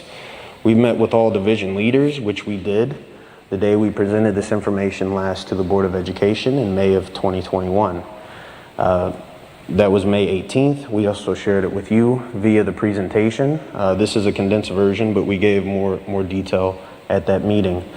We've held separate division meetings to talk about some of the key performance indicators and answer any questions that our team members have regarding this scope of work and how this is going to look for the upcoming school year and beyond. We've also held collaborative conversations, myself, Mr. Cesario, and Dr. Nault, with some of the individuals that are going to be shifting, their department shifting, to be in better alignment with some of the strategic goals and visions that we have for this framework for success. And then lastly, these shifts are planned to take place July 1, here in a couple weeks of 2021. Next slide, please. Thank you. Good evening, everyone. Superintendent, Board President, members of the board, community and colleagues. So as LeBaron mentioned, or Mr. Moen mentioned, excuse me, that we did share the framework for success with the board previously in May. And we talked about those 3 C's, the clarity, the cohesiveness, and the collaboration that were important aspects of this work. Next slide, please. So when we started this journey, for us, it was really more about getting more strategic in how we're doing our planning and how we are coming together collectively for shared responsibility, shared accountability, et cetera. So when we started the conversation, it started with really looking at the way that we're doing strategic planning and how we can improve that not only within our divisions, but also improve it at the district level as well. And then we started to look at our respective divisions, and we saw areas that we needed to organize it better for more efficiency, as Mr. Moten mentioned, which led us to our strategic planning cycle, which is what we shared with you in our framework for success, which I'll review here in a second, and then our process of ongoing support for employees as we make these shifts and kind of operate under these new work streams. So the strategic planning cycle that both divisions will be going through essentially is any kind, if you've been in goal setting at all, you'll know that essentially there's specific metrics that we have to identify that are directly related to individual work streams. So identifying what those metrics are by division and by department is kind of the process we're going through right now. Eventually what we will do, given the data that we do have, we will evaluate some trend data that we have within those different metrics to determine what our goal is going to be for FY 21-22. Once that data is analyzed and that trend data is looked at, SMART goals will be created related to those metrics. Key performance indicators will be identified as well, and then implementation action steps toward that KPI. This is where that respondability tool comes in. Remember, we presented on that respondability tool in terms of how we're going to progress monitor and have coaching conversations, with individuals about their progress toward their work. So that's where that all ties into this. Next slide, please. And in terms of the process of support, in terms of reviewing the goals with each individual member of our divisions and our teams, there'll be a BOI kind of goal review where essentially you'll establish the goals in the beginning of the year, a middle of the year check-in, and an end of the year check-in. Between all that, between the BOI, MOI, and EOI, there'll be one-on-one conversations happening between department leaders and their respective divisions. The operations and ASAP team will also have their own independent division meetings. We'll have collaborative division meetings and division crosswalks as well. So we can all kind of learn from each other as we go through this process to understand what's working for not only for our divisions, but for our departments and our teams. Next slide. Understanding this is very difficult to see for everyone. This is the org chart that came out of this work. This will be available on the district website later this week, so you can get a much closer look at it. Essentially, on this, what you see on this chart, though, would be the division, the operations division, and the academics division. Having an org chart for school districts is nothing new. The district has had one previously. This one is more robust based on some of these shifts that we've been making. And you can see the different divisions as well as department leads and different members of our organization here and who they would be reporting to, et cetera.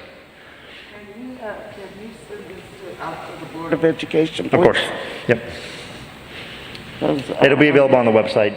We're not quite sure yet where we're gonna have it listed on the website, but it'll be available this week on the website for everyone to look at. I understand the website. Yeah, you'll have it as well. Right, but the Board of Education. Sure.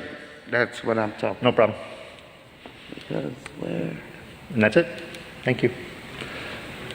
Thank you, Dr. Dahl.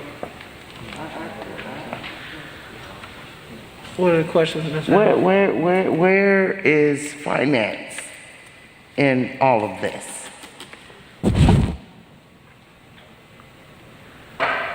Because with everything that you're talking about, finance should be at the top of the list, and we have a very capable, competent finance department, and they know what they're doing. And I mean, look at all of the accolades and awards that they have received.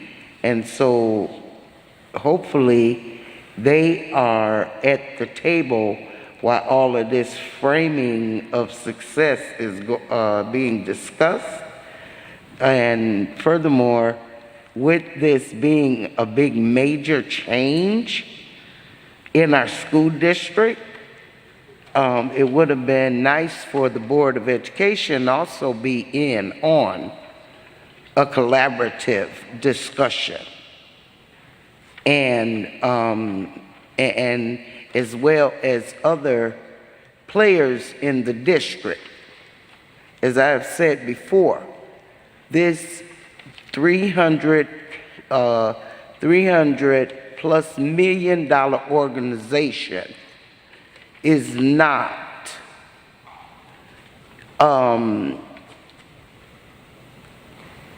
set up for 2, 3, or 4 people to operate it adequately. And all people, all of us here in District 60 needs to be a part of major changes within the school district.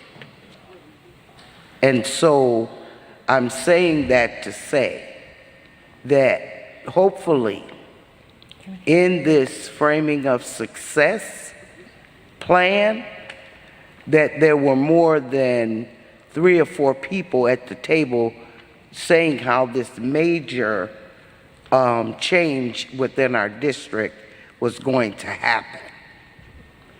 I can address that. First of all, I want to say it's not major change. There has been some movement and within departments. Some we have an academic side, we have an operational side. And the movements of the infrastructure organizationally is the better to support our employees and our resources. and ensure that we are providing support for them, which will go along with KPIs, key performance indicators, that we will all be held accountable for and will be provided support around those KPIs. So it is not major change. It is a shift in organizational structure with very minimal movement within both of those realms within academics and operations. Thank you, Superintendent, for that. But just so that it is made clear, any changes in the organization, ma'am, it rightfully should come before the board. And whether there is a different belief or philosophy that is permeating now, I am used to, okay, and I can only speak for me, I am used to things being brought first to the Board of Education, and once it's brought to the Board of Education, then it branches out. Okay, and I'm sorry. Well, no, I'm not sorry. I'm not going to apologize for what I know. Okay, but that is the way that the process is supposed to go. Okay, because see, when it all boils down to it, the buck stops with the 7 board members. Okay, and we are held accountable to the taxpayers. We're held accountable to our constituents, and they expect all of us, okay, to know everything what's going on. Which is Now, whether, like I said, there's a different philosophy permeating right now, okay, I don't know about it, but I know that I don't like being presented stuff that has already been put in place, and either the okay to do this has come from one person, be it that the board president, which does not make up the Board of Education. It needs to come before the board. this isn't a vote. So No, I understand right, that. and so I'm that's why talking she's about the whole presenting it process. this evening. So Ms. Gonzalez had a question. I also do want to state that the board president did not give the okay or anything else. He has always kept the board informed. This is an organizational change. We had a board development in which we talked about board work and superintendent work. This is superintendent work. This is to set up the infrastructure of our organization to ensure that our KPIs are aligned and our employees are supported. The board has asked for us to identify measures in which the board can hold us accountable, and that is exactly the system that we are building out on request of the board, and we have presented on the KPIs. There is very minor shifts. There will be a request for a counseling coordinator that will come before the board, and that will be up to you to approve that new position or not. Right. Ms. Gonzalez. So in the presentation, it says that the changes will take place July 1st if implemented, right?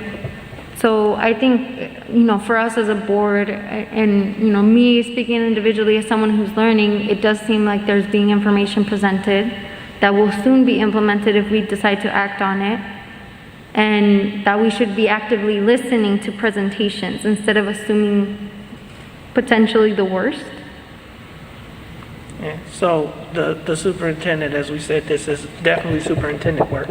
And as the superintendent has said, we want to be collaborative. So that's exactly what this process was bringing it to the Board of Education to say this is what's happening. As far as, our IASB trainings, other things that we've gone through, we have one employee who we've tasked with running the organization. This is the organization. The board decides the what, which is the ends. Those KPIs we will talk to and work on and develop together. The superintendent supplies the means. So what steps need to be taken in order to achieve the board's ends? So I do agree with the, Board Member Hannah, and that we will have and continue to work together amongst the ends. But as far as who reports to who, that's the discretion of the superintendent. And this was the superintendent bringing this to the board, letting them know that these are the changes that we were going to be making, or she was going to be making as the administration, and then allow the board to ask any questions that they may have to their employee. And so are there any questions about the presentation at this time? Yeah, Go ahead, Ms. I want to know where the finance is in all of this. Finance hasn't shifted. Can you bring the chart back up for that specific question? The only thing that has shifted in finance is that Mr. Chin will be going under finance.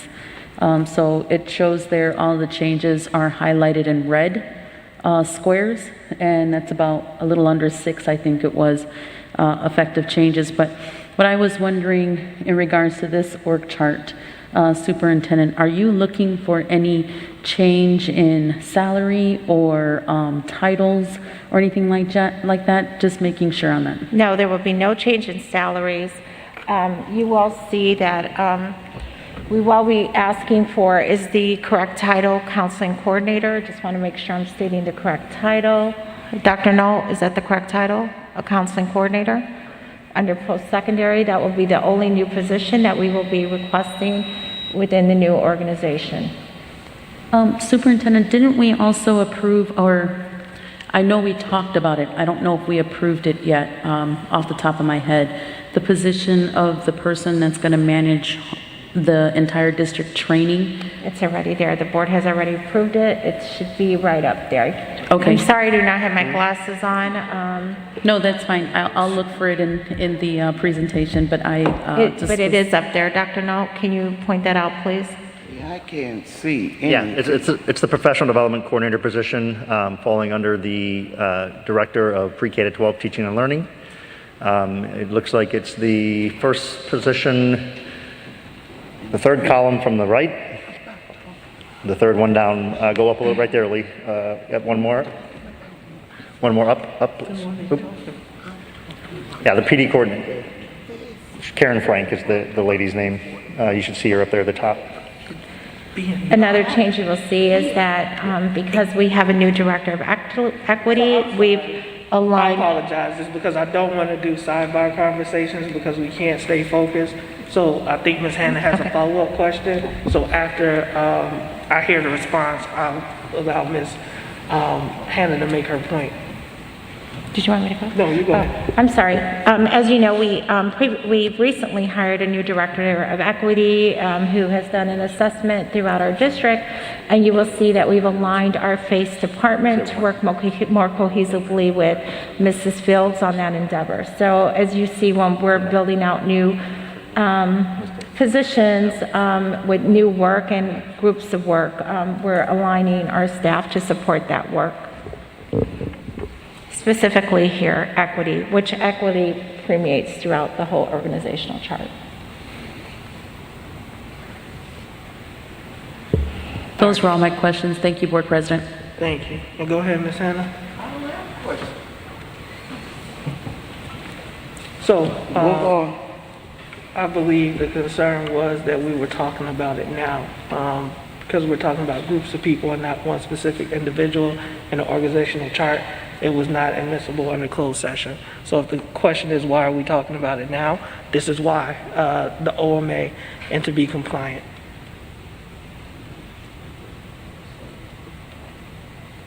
What I'm saying is the board wants to be included and have the conversations. We have to have those conversations in a public setting. And that is why we're having the conversation now. So I don't think that we can criticize either myself or the superintendent for bringing it forward at this time, because this is what's allowing us to see it, hear the plan, and ask any questions that we may have about it.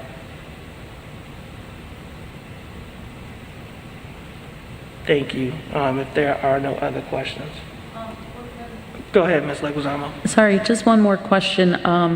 So will the board also be presented all of the SMART goals that you're putting together with each of these? I mean, it's quite of a lot, but I was just curious what we were going to see. I know we're still talking about framework, we're still talking about the structure, the organization, we're aligning things right now so that this is all to be implemented the coming school year, is that correct? So I know I Yes. asked two questions. It's just more alignment, more continuity, and more cadence, and more support for our employees.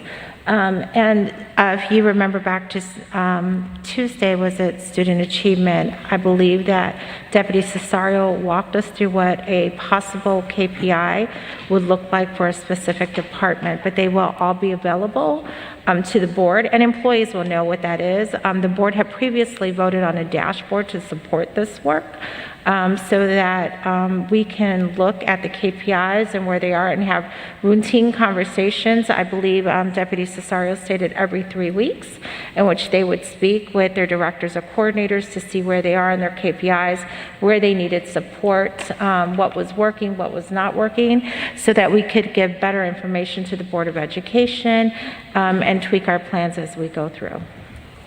And just to keep into the spirit of collaboration as designed under the operations umbrella, but I know I'm thinking just operationally, right? Are some of the KPIs and the SMART goals also going to be coming from the bottom up? So will the people that's going to be performing the KPIs be giving input in regards to realistic goals, or so just looking in regards to bottom-up collaboration on the KPIs? Absolutely. Thank you for the question, Ms. Leguizamo. So these are going to be by department with certain individuals with certain functions within the department. So it's not just going to be the department head. For example, Human Resources, Mr. Figueroa, he's responsible for the whole department, but we also have recruitment and retention. We have certification.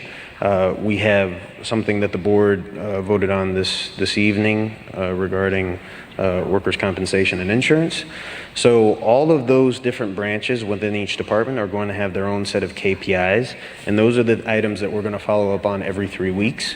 We're establishing now, and we're going to continue to have those conversations into mid-July so we can execute for the upcoming school year, and that's how they're going to be evaluated. As the superintendent mentioned, all the information is going to be made public, and as we come to the board with regular updates, we do have board meetings twice a month, committee meetings once a month. You know, we're going to try to make it through the normal stream of recording for everybody's information. So that we're acknowledging the progress we're making, or if there are any critical shifts where we need to modify any of the goals or the methodology to achieve those goals throughout the school year. Thank you for that clarification. Those were all my questions, Board President. Thank you, Ms. Leguizamo. And as Dr. Knott already stated, this will be sent to the board, so you'll have the presentation. Next up, under President's report, this is just to report out and confirm a couple of things. I know it's been stated that we want or need or should have a meeting in July. I want to reiterate to the board is we will have a meeting if needed. We already anticipate that there are some things that will need to happen in the month of July.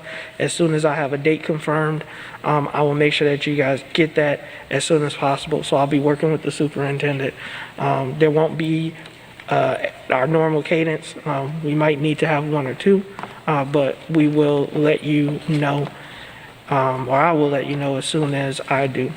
At the last board meeting, each board member was handed a evaluation as we are establishing and rebuilding trust amongst each other, as well as the board, and also addressing, in the public, and addressing the timeliness of our meetings, as well as how we function in our meetings.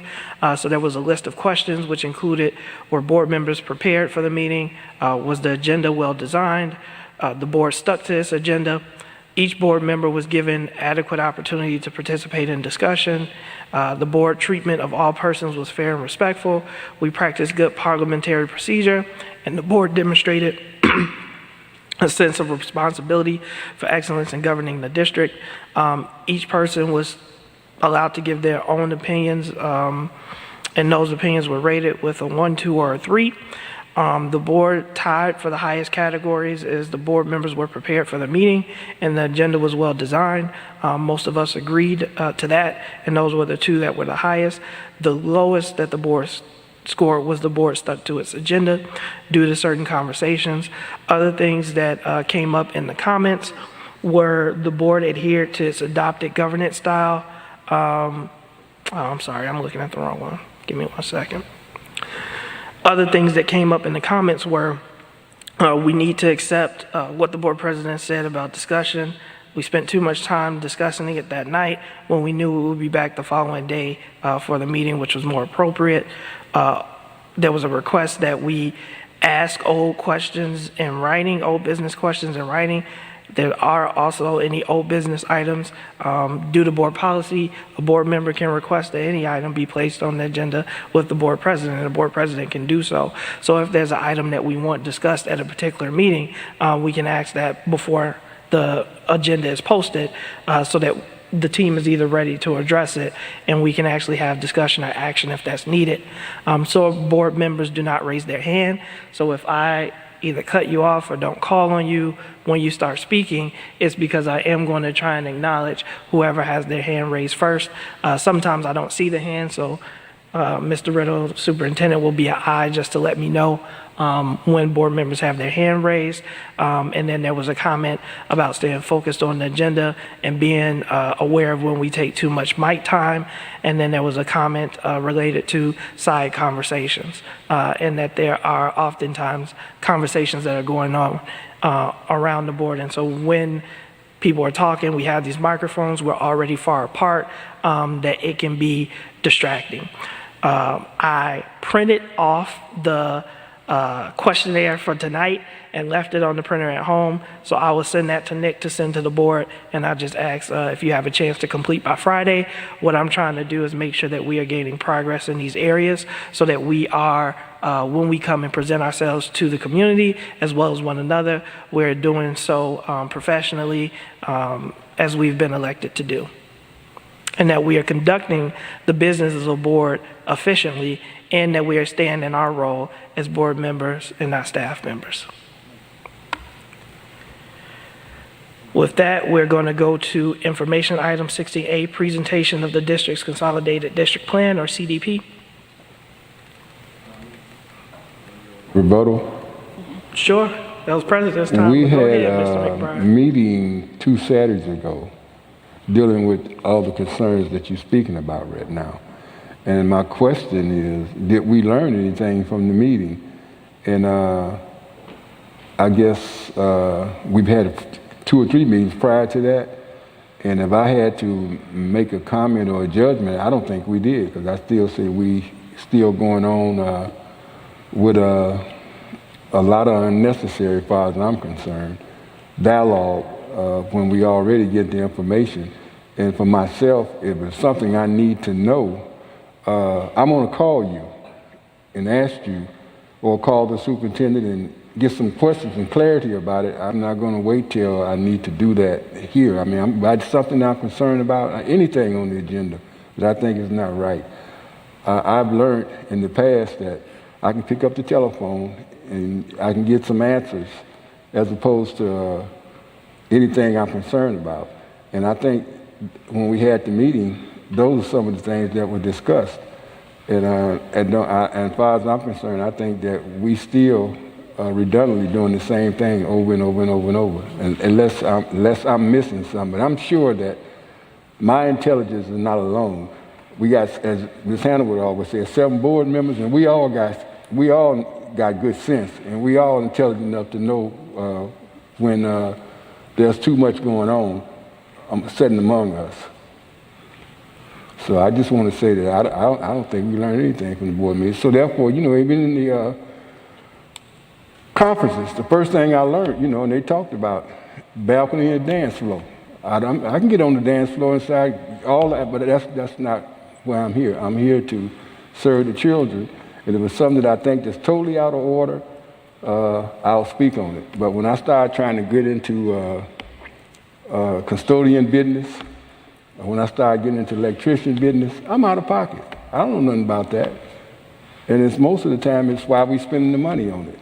And so therefore, I just think that for me to be having those kind of discussions, I'm totally out of pocket. And then the superintendent, we hired her to create her team and do what she needs to do, and for us to be challenging what she do. I mean, I don't need to know everything. I just want to make sure that what is being done in justice for the children. So again, I'm going to say that meeting we had, as far as I'm concerned, it was invalid. But again, I'm going to just say it again, and I'm going to stop talking. We all sitting around this table. We're not naive. We see what's going on. So if we just want to continue to go on and on and on, that's what we'll do. Yeah, so that's why I plan on reporting this information out so that it's transparent, all the board members can see, and I want to create a baseline so that we see improvement. And if there is an improvement, to Mr. McBride's point, we all took the same session, so then we should be having conversations on what the issues are and why we aren't progressing.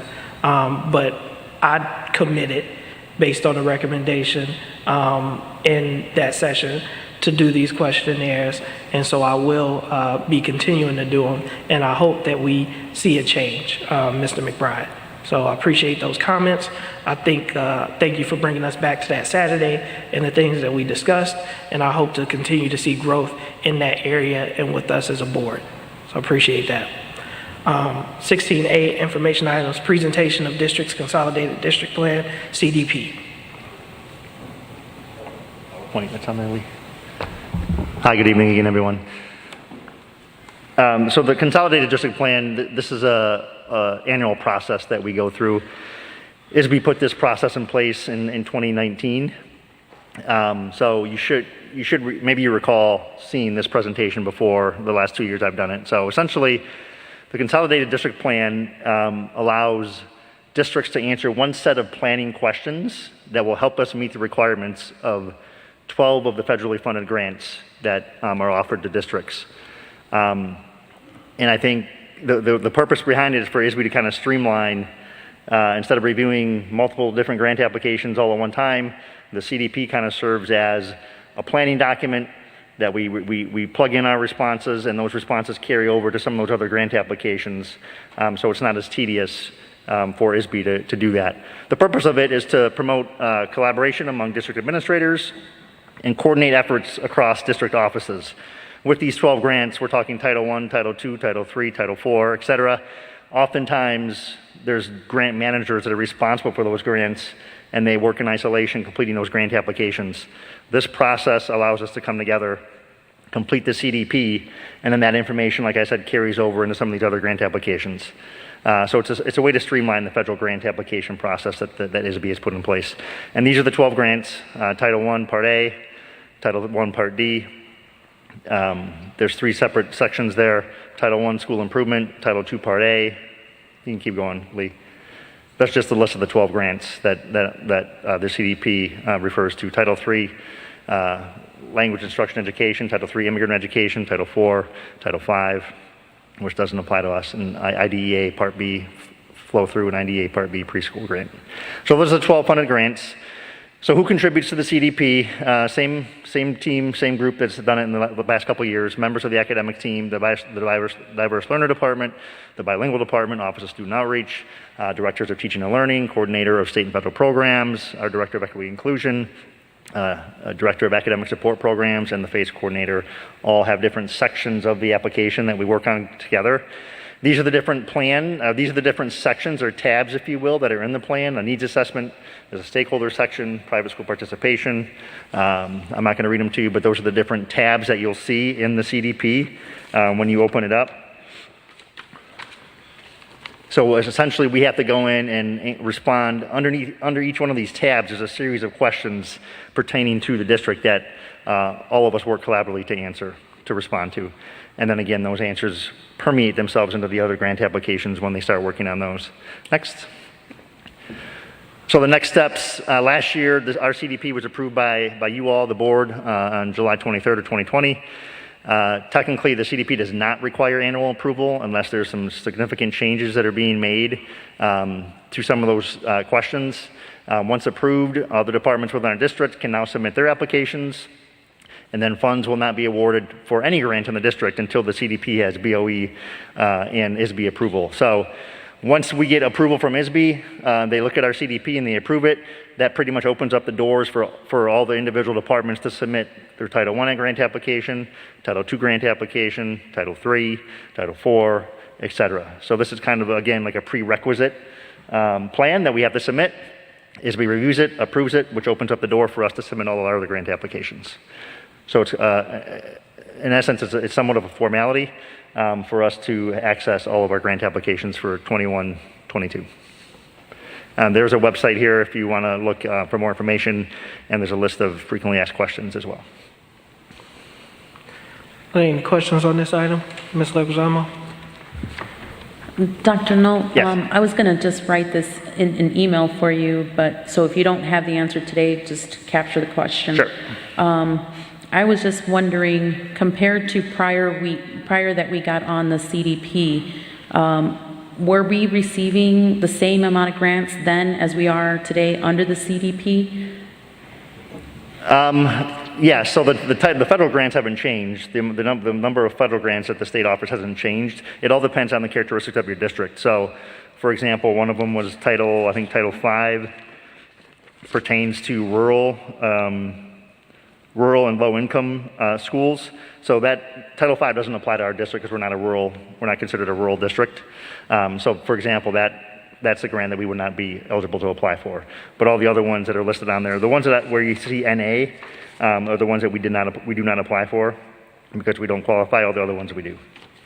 I think another way to rephrase Dr. Nutt is Ms. Leguizamo saying, do we see a difference in the grant awards based on when we would submit individually versus when we submit for all? Oh, the amounts. Are you talking about the amounts?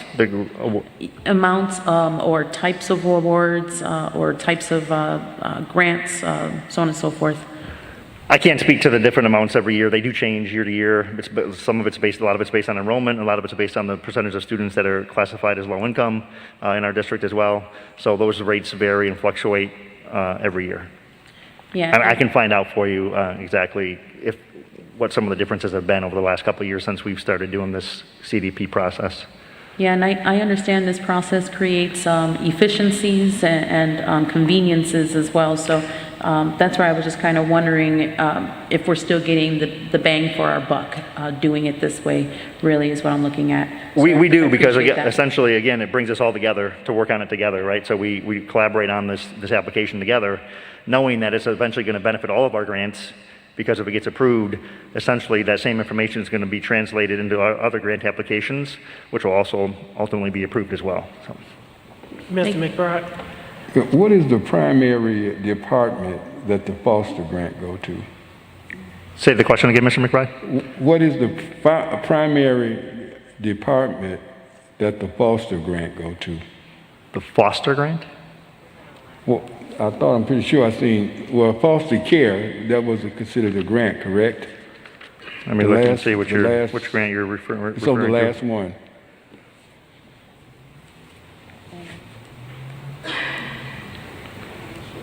Third to last. Title 10? I don't see anything about foster. CDP plan specifics. Oh, I'm sorry. I'm looking on the wrong slide here. Oh, that belongs to outreach. So Dr. Hillary's department completes, there's a series of questions related to foster care placements in terms of processes that our district utilizes. Dr. Hillary's team completes the questions for that section of the application. Are we seeing a spike in foster care in the district? I don't know the answer to that, unfortunately, Mr. McBride. I'll find out from her. Yeah. I was just wondering. Yeah. Can we capture the questions and let's get the information to the board? Mr. McBride and Mrs. Leguizamo asked some questions, and we can get those out to the board tomorrow. Thank you. Thank you. Due to the second time and because no questions were submitted to me previously, we're going to go down to legal reports. So there was a clarification that Ms. Vanderbroek wanted to make due to an agenda discrepancy. Yes, thank you very much, Mr. President. So I wanted to bring to the board's attention and suggest that a glitch in the system, and suggest that you revisit some items on the consent agenda that did not appear when Mr. Ewing read the list of items on the consent agenda. For some reason, they did not pull up 7 items from R through X, did not appear at the time of the consent agenda. We did confirm that they were posted on the building, so they were properly posted 48 hours in advance. It was on that list. If you can see on the agenda right now, it goes from P, Q to Y. Ms. Placencia is handing out those board items that if you separately search those items on board docs, you would find the agenda on it. Just for some reason, it was not queuing in to the table of contents for you. So I'm recommending that you revisit these items. Dr. Nault can walk you through those. Many of them are related to the EIR grant. And if we did not revisit that this evening, we would be calling you back for a special meeting so that we have these items in place moving forward for next year.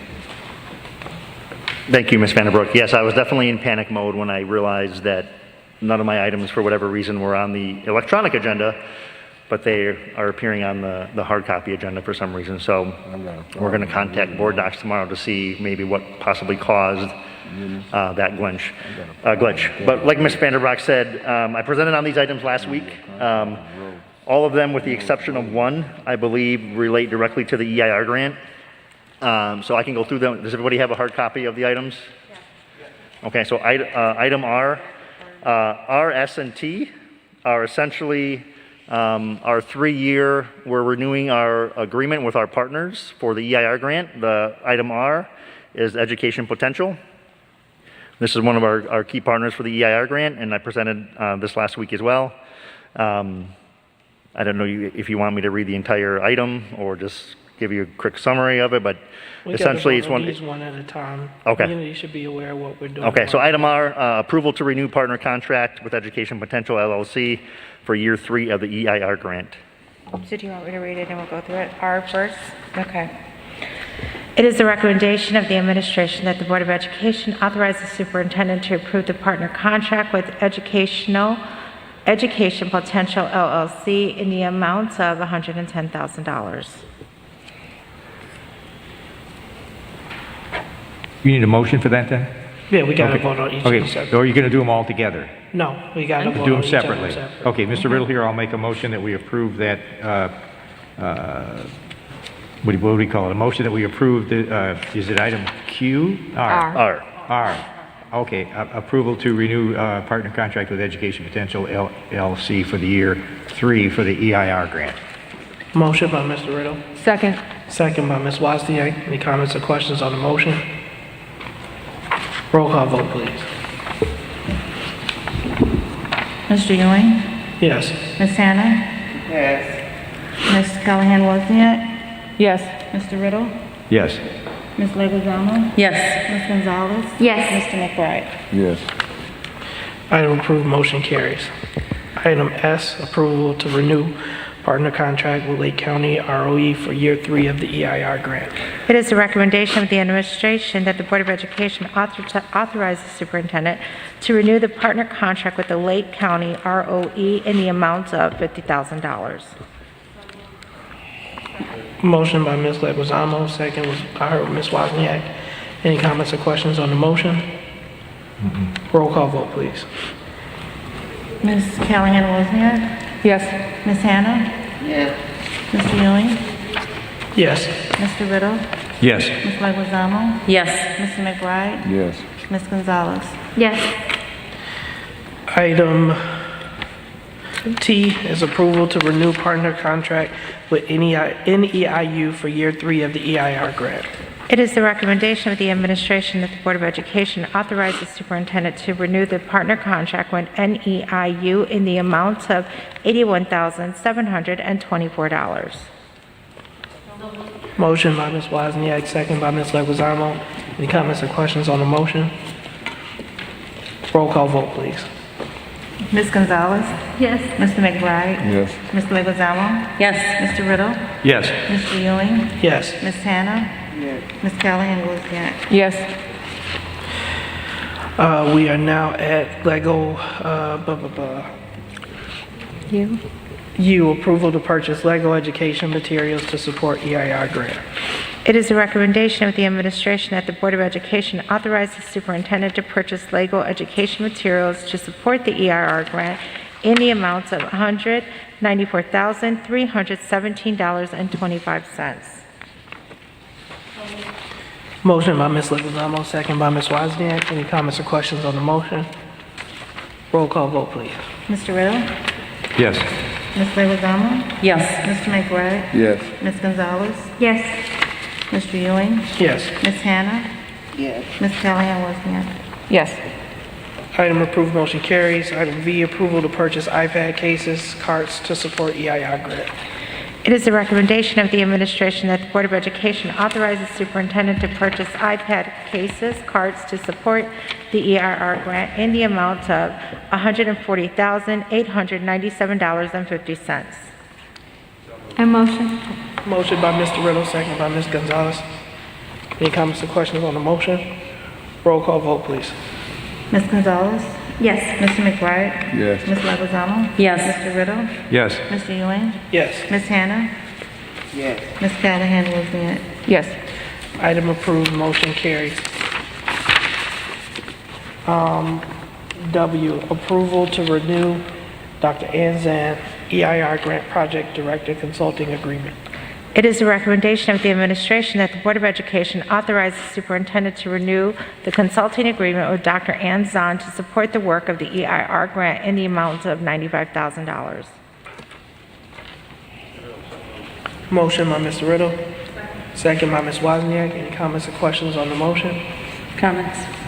Go ahead, Ms. Leguizamo. I know I've expressed my concern in regards to this previously, in regards to us having a consulting contract for 3 years related to our STEM program. And I have expressed that I'd like to see that it comes more in-house into our school district. Having a director in this EIR grant is one of the requirements in order for us to continue to receive the next 2 following years. So if this is not approved, we would potentially not be qualified for the next 2 years of the EIR grant.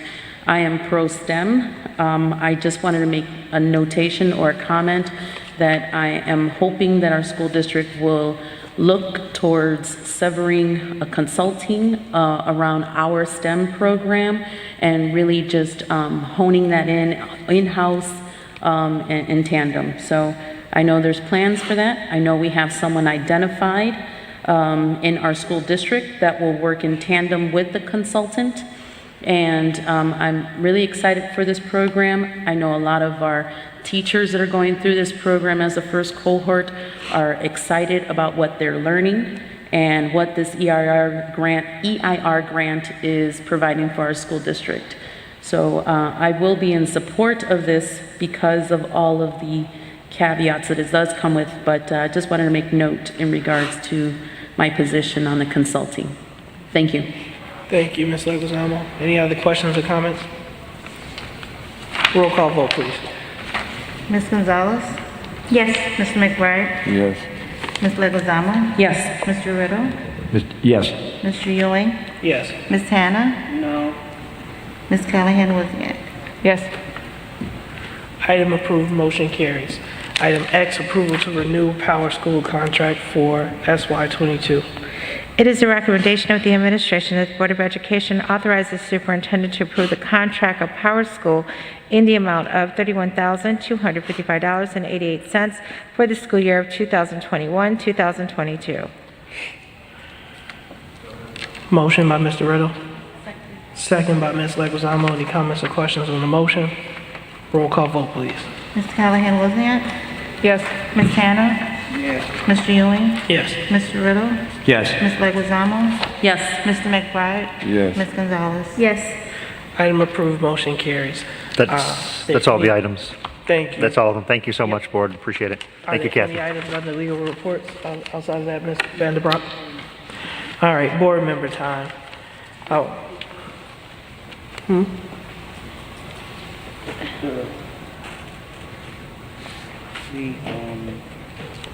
Council control.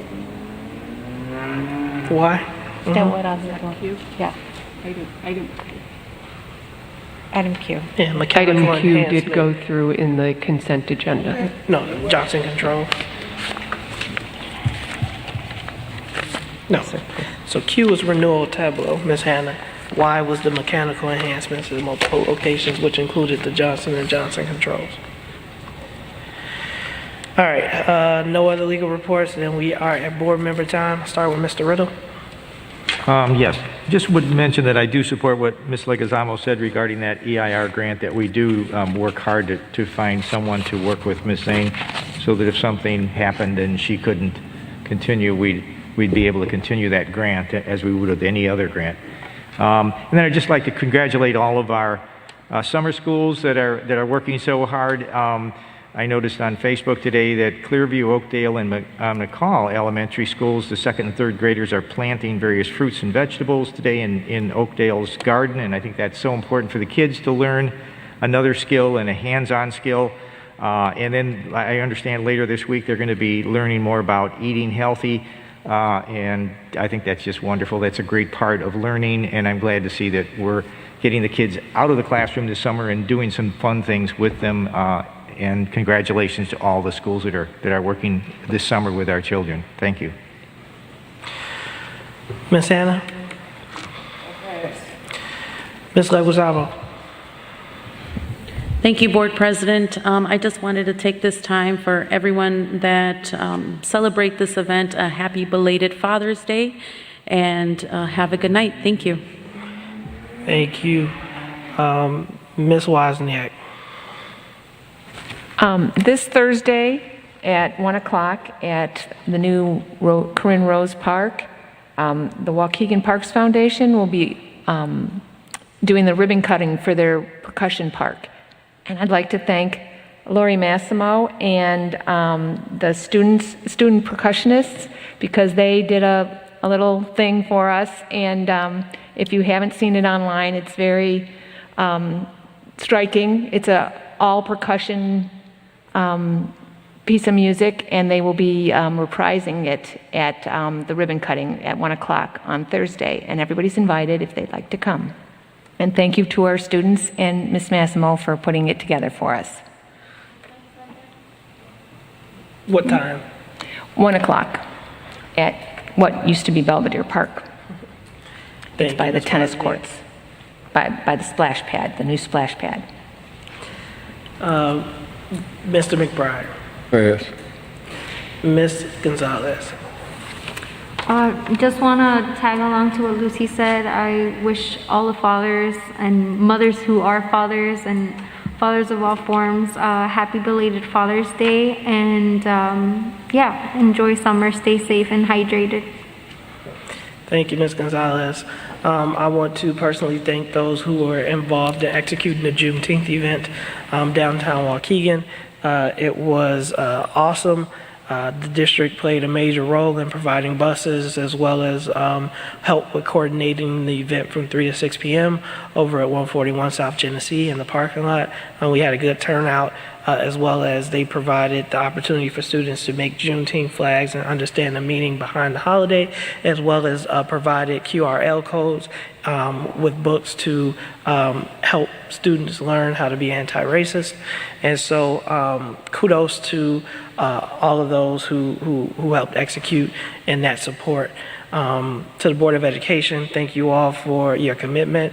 And as I mentioned, I appreciate how hard you all have been working. This year has been crazy. Ms. Gonzalez, since joining us, to Ms. Hannah's point, there's a lot of decisions that need to be made before the new school year, and the superintendent will be informing and updating the board. So as I stated earlier, when we have dates confirmed, you all will be the first to know. If you have vacation plans, I'm not going to ask you to change those. As long as we have a quorum, we will be meeting. With that, I'd like a motion to adjourn. Motion, who's that, by Mr. Riddle, second by Ms. Gonzalez. Everybody is, though. With that,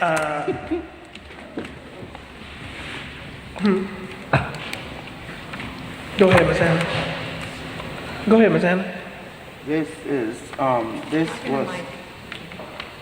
was the, this was the Juneteenth itinerary for the bus ride. And I was looking at this, and you know me and my bright ideas that we're trying to make, we're trying to bring familiarity with our staff. And I had spoke with the board president about my bright idea about taking, employing the committee that put this together to conduct tours of Waukegan with our staff, those that would like to become familiar with things in Waukegan and therefore maybe be able to form better relationships with the people here that they serve here in the school district.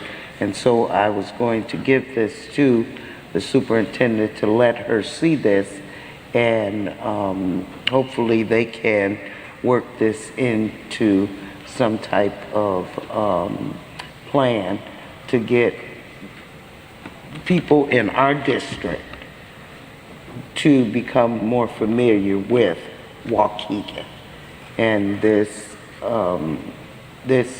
booklet, it shows about the tour that they had for Juneteenth, and I am scheduling, in the process of scheduling myself as well as another group of people to go on the tour, as you know, just and I hope that we can partner with the Juneteenth committee to be able to conduct those tours for the staff who would really want to get to know Waukegan and what's in Waukegan. Thank you for that, Ms. Hannah. So Now we got a motion. Yep, we got a motion and we had a second. All in favor signify with aye. Aye. Any opposed, nay. Meeting is adjourned. Thank you all.